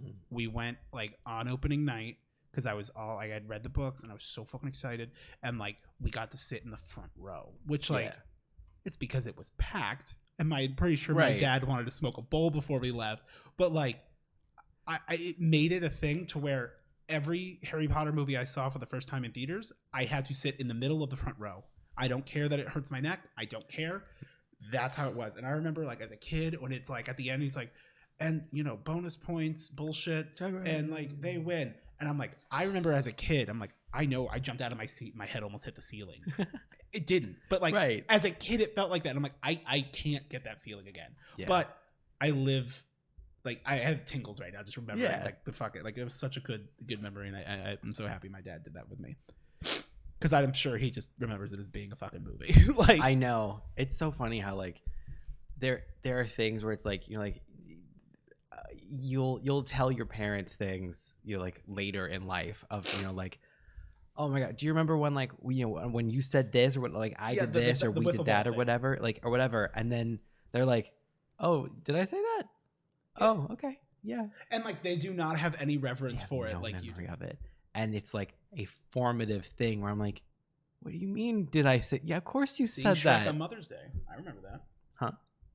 I saw Shrek on Mother's Day. It was after my grandfather had passed. My parents were also divorcing. And so they like, it was like the last time my mom and dad, like the last family thing we did, but it wasn't like a depressing thing because I didn't really understand it at the time. That like we didn't know it would be the last time, which is the right way to do things. Yeah. And then like apparently my sister looked at my mom and said, you know, like Grandpa says he loves you. Oh yeah. Which is like crazy because it's like no one else heard it, but she swears she did, and I don't like not believe her. So yeah. Bless you. Finally got one. I hate when it just lingers. Yeah. Okay. Yeah. All right. Last question. Bree Mizzou and boy howdy. Oh wow. You each have a magical doll that'll do the chores you hate the most, but you never see how the chores are done. There's a catch. If you ask the doll how they do it, even not directly asking it, just saying, "How does it do that?" around it, try to watch it, set up a camera, etc., you lose access to any creative outlet for 4 months. In East Asian cultures, 4 is synonymous with death. That includes writing, gaming, streaming, coloring books, anything. Would you keep the doll, never have to do hated chores again, and have more time to do your creative outlets, or live a magical doll-less life and do the chores you hate to do? What does the doll look like? Where does the doll stay when it's not doing chores? The doll? Is it a doll size or is it a person size? Here's my thing. First of all, this question is so specific. I love and fucking hate this question. Same. Because it's good. It's got good energy. It got it. Okay, so here's the deal. It made deal. the cut. It booked it. We booked it. Corvette Williams booked it. Never forget her. She booked it. So here's the deal. I have made no secret about the fact that my most hated chore is laundry. My laundry room is very central to this home. It's literally about as middle of my house as you can get. You have to see it. I'd have to see it and it wouldn't work. So I kind of have the easy out of being able to be like, in my current living situation, it's not going to happen. In a different situation where I have a laundry room that's like more of like on an end of the house. Well, I feel like you would know when it's going to do chores. It would limit my life too much. I don't know. To not be able to like go down the hallway while it's happening. Yeah, but like you would have to know when it's happening. Like I feel like it's not like because it's not like a chore it's doing all the time. Well, from what I understand, you can't see it while it's doing the chores. But it's right there, and I'm in that office all the time, directly across from it. Then close the door. I don't like that. Then you have to fold your clothes. Well, I hang everything, pants included. Yeah. Well, the doll does. Well, it used to. That's what I'm saying is I wouldn't do it in this house, but in a situation where I had more of like a laundry room that's like off the garage kind of a thing, more of a setup, or like in Tyler's apartment where she's got it like it's like its own little room. I haven't seen it, but yes, in that situation, yeah, I'd risk it. I'd risk it because I fucking hate laundry. Yeah, well, I also like. I'm trying to think like what chores do I hate? That's the only one I hate though. I don't really hate chores. I'm like, can you like do things that I need to get started? Taxes? Yeah, no, I like doing my taxes. I've got a deal for you. FreeTaxUSA.com, baby. I pay $10 and it's super easy. Just use the TurboTax app. No, TurboTax fucks you over. Fuck TurboTax. All my homies hate TurboTax. This homie don't, so you can't say that. Well, because you can afford to just spend the $90 to have them. I get everything I want. You. That's your refund check. It's a blank check. It's a blank check from the IRS with a little note that says you get treat what yourself. You want. By the way, we're gonna audit Steve because fuck him. I'm like, but I didn't do anything. And they're like, doesn't matter. Fuck him. Well, you got fucked one time. I did, but that wasn't TurboTax's or my fault. No, but that might be something where, like, since you've been fucked once, like, they're not going to try to fuck with you again. Right. Well, that You've wasn't been random. It wasn't even the IRS's fault. No, it was my employer's fault, which we won't discuss. But it resolved itself. Yeah. It's fine. So, I guess I would keep it, but like, I'd have to know what chores it's going to do, and then I could just not look. Yeah. Like if I could. I would be willing to work my life around it, and I would get used to it because I also have object permanence issues. So like, it would take a couple of days of stress to make sure I don't look at it, and then I would never think about it again. Yeah. But if it's a creepy looking doll, I don't fucking want it. I don't like dolls. They scare me. They keep right. souls. That's why I need a little bit further detail. Like, what size is the doll? What does the doll look like? Is this the doll that's in the jungle gym that like Kenny is inhabiting? What powers does this doll have? That's not a question I'm not allowed to ask. Right. Well, no, because it's saying how does it do that? That would imply powers. You That's can't what I'm do saying. that. You can't even think. Well, it says you can't say that out loud. I wonder if you could. You can't control your thoughts. I need a general premise of like, is this doll capable of teleportation in the sense of like, would it be viable to not see it unless I was trying to? Because this is built around the concept of like, could you stem your curiosity? Because like, oh yeah, I could do that. I'm worried about incidentally seeing it. So if it's possible for it to be doing the job and all I have to do is resist the urge to look, like like purposefully, like try to find out and solve the mystery, then I'd take it because I fucking hate laundry. A one man's quest to not have to. I fucking hate laundry. You just put it. Is it the folding? No, I don't fold. Well, okay, so I is hate it you just don't like having to put it in the big thing? I hate every aspect of it. I hate. You don't. Once you take the clothes off your body, you don't want to see them again. I let it pile up in such an amount that then I have to think about like, okay, how much can I actually like feasibly pack in here? Have you thought about just like taking off or like sliding open one of the doors, and so like when you change, you just put it directly into the washing machine, so that like once it's big enough, you just and you could buy the little balls, and then you just. But then I won't run it. And the problem is I let it like stack up, and then like. And I thought if I got this machine where it like washes and dries it together, what a boon. This will be lovely. And it is in the sense that, yeah, you can put it off for longer. I turn it on and 3 hours later, the clothes are done completely. That's great. It also has a smaller drum size in order to be able to do that. And I'm a person who hates doing laundry so much load man. That I put it off as long as I possibly can. And because it's a washer, you're not doing 2 loads. Because it's a washer you don't got it in you. And a dryer, it's not really as good. It had to like. It's not good at either of them. It had to be worse at something. It's a great washing machine. It's a passable dryer. And the problem like is, our dryers. Yes. And the problem is if you stuff it even halfway full, it's not big enough. It can't tumble it well enough to get like that it just becomes a massive clothes that just spins, and the inside stays wet and the outside is dry. The outside's hot and the inside is like wet. And when you take your clothes out because it's all bunched, it's wrinkled. Well, the left half of this shirt is still wet. Yes. So like, and all of those problems could be easily resolved if you had a magical doll. Given the convenience of the machine, and that it's like, yeah, you just throw it in there and it's done in 3 hours. If you did smaller loads. If I did small loads, maybe once a week. If I was really wanting to like, be that bitch every 3 days or something. If you really like don't care about, like anything.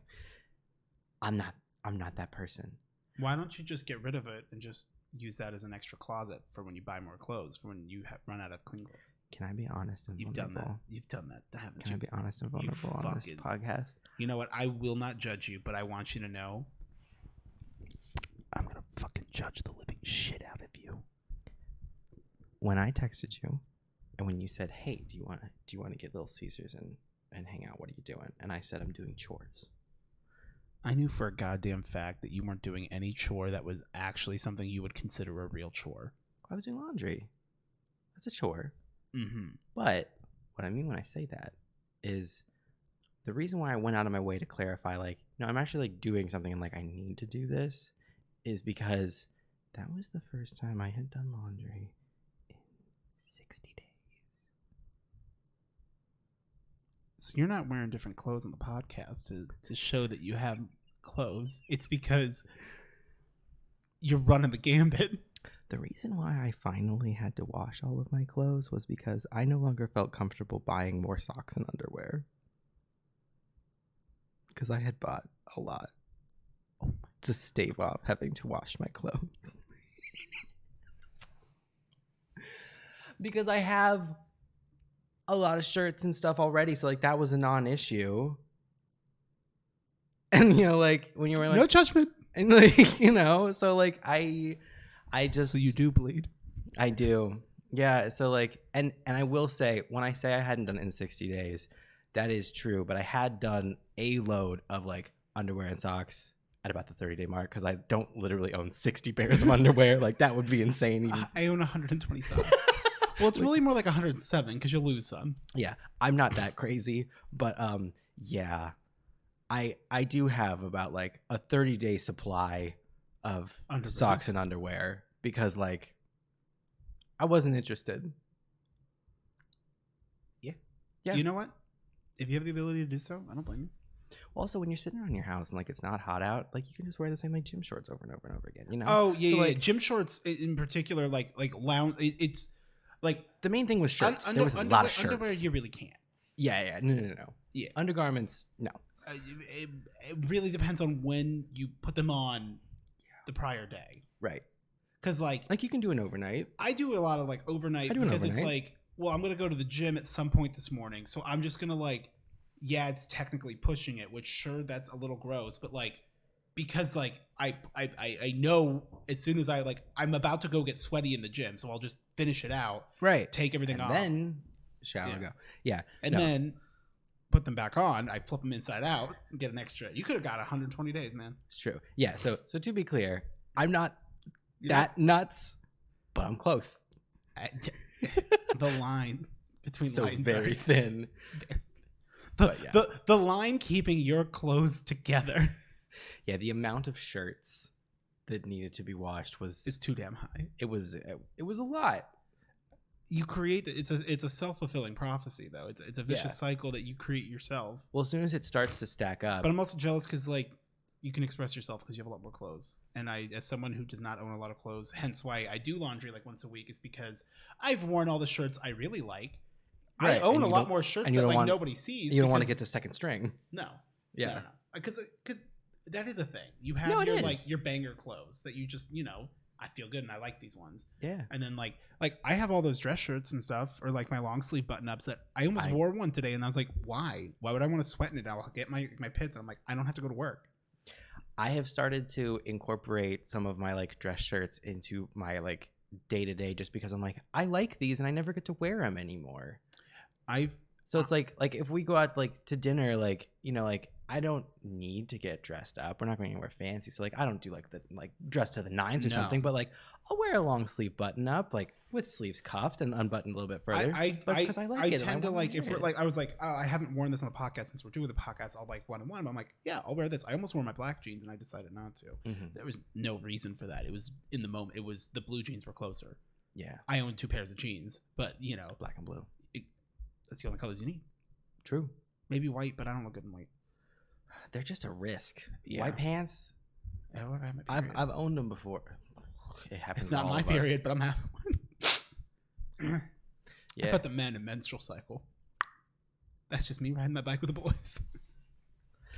Okay, here's a fun fact that like taps into like implicit misogyny and all of that. I love it. Yeah.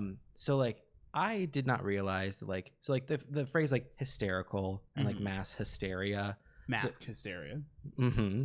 The root masculine urge to shit with your pants on. The root of like hysteria and hysterical is the same as like hysterectomy and stuff. Oh. And it's because hysteria was like what they considered like to be a female disease of being too emotional. Yeah. That's interesting. I mean, I knew that, but I didn't know that. I didn't think of it like that. I knew that was a thing of like like them thinking that women were hysterical and like that they'd become overcome with the vapors and like that kind of like all that stupid bullshit. Like I don't mean to laugh. Like I laugh because it's absurd. Ridiculous. Yeah, and it's ridiculous that women had to go through that. But like I'm overcome. They need the fainting couch, the duvet. But yeah, so that's where like hysteria comes from, which I think is funny that hysteria has now become so like uncoupled from like it being strictly female, that like we say mass hysteria to mean like everybody is like going crazy, is being crazy, or like it's too energetic, like in a negative energy. Yeah, so that's misogyny, baby, and that's on period, but not that kind. Not that, Norton. God, this has been a lot of fun. Yeah, this is really long. So there's gonna be another episode that's coming out at the same time because we have 5 packages, and I want to say it'll be a short one. I don't know. We gotta open them, but like also if we're staying up till midnight anyway. I mean, it's 8:45. We would normally be 45 minutes into a regular episode at this point, more or less. So I'm fine with that. And also, my carpets are all wet. So my sister told me it'd be like 5 hours. Oh fuck! When your socks get wet. Oh, I really hope it's aired out. Otherwise, like, I'm gonna keep being sick. Oh yeah, you're gonna be a humid hell of your own making. They're doing it to me. I'm gonna be on Thursday. I'm gonna be like, I'm ready for the loop cape. Kenny, where's the loop cape? Guys, hold Kenny. Wait a second, guys. Loop cape. Loop cape. Loop. Kenny, how do loop cape? I feel so bad. I know it's gonna come down to Kenny being like, okay, like I think this is how we do it. I'm just gonna be like, I think Kenny's gonna break and he's gonna start looking up. I think he will, and it won't be because he couldn't do it. It's gonna be because we're gonna be no fucking help. I'm gonna be like, is there a ball to throw? Honestly, is there a ball to throw? A ball. I see a symbol on the ground. I'm actually really excited for it. I can see pants. No, I am too. I think it'll be fun because I've never done anything. I've never done anything, and blind. I'm like, fine, I won't look up. I won't watch anything. I'm at the point now where I'm burnt out on Destiny enough that like I wouldn't go and see it, or rather, I might have like, I don't even know if I would have bothered with it. But then when Kenny was like, "Would you guys want to do it blind?" I'm like, "Oh." I had planned on getting back into Destiny for the 30th anniversary when I found out that you're like. I wanted to now get involved when you said, "Please watch it," and moments before this episode. Yeah. And I don't even think, like, whenever there's, like, a new announcement for Destiny, they're like, there's a new dungeon, there's a new raid. Those things, they mean nothing to me. Yeah. Now they do. Now they can, because we actually have people that we can do dungeons with and raids with, which is really cool. And I really, like, appreciate super that. Appreciative. And I'm sorry that we're so, like, it seems like we're Middling. very, like, flippant and, like, like, yeah, sure, whatever. But it's more of, like, no, man, like, you guys are the ones I that, don't want to like, be a bother. y'all are carrying, so, like, you just let me know when you need me. Like, it's almost like you need to just say, hey, we need someone for tomorrow. We're doing Can you a do raid it? at X time. Can we count on you? And I'll be like, I'll make it happen. Like, exactly. That's exactly it. Kenny, I can't tell this to you to your face because I am terrified of disappointing and upsetting you. Even though I've never met you, you big, tall farm boy.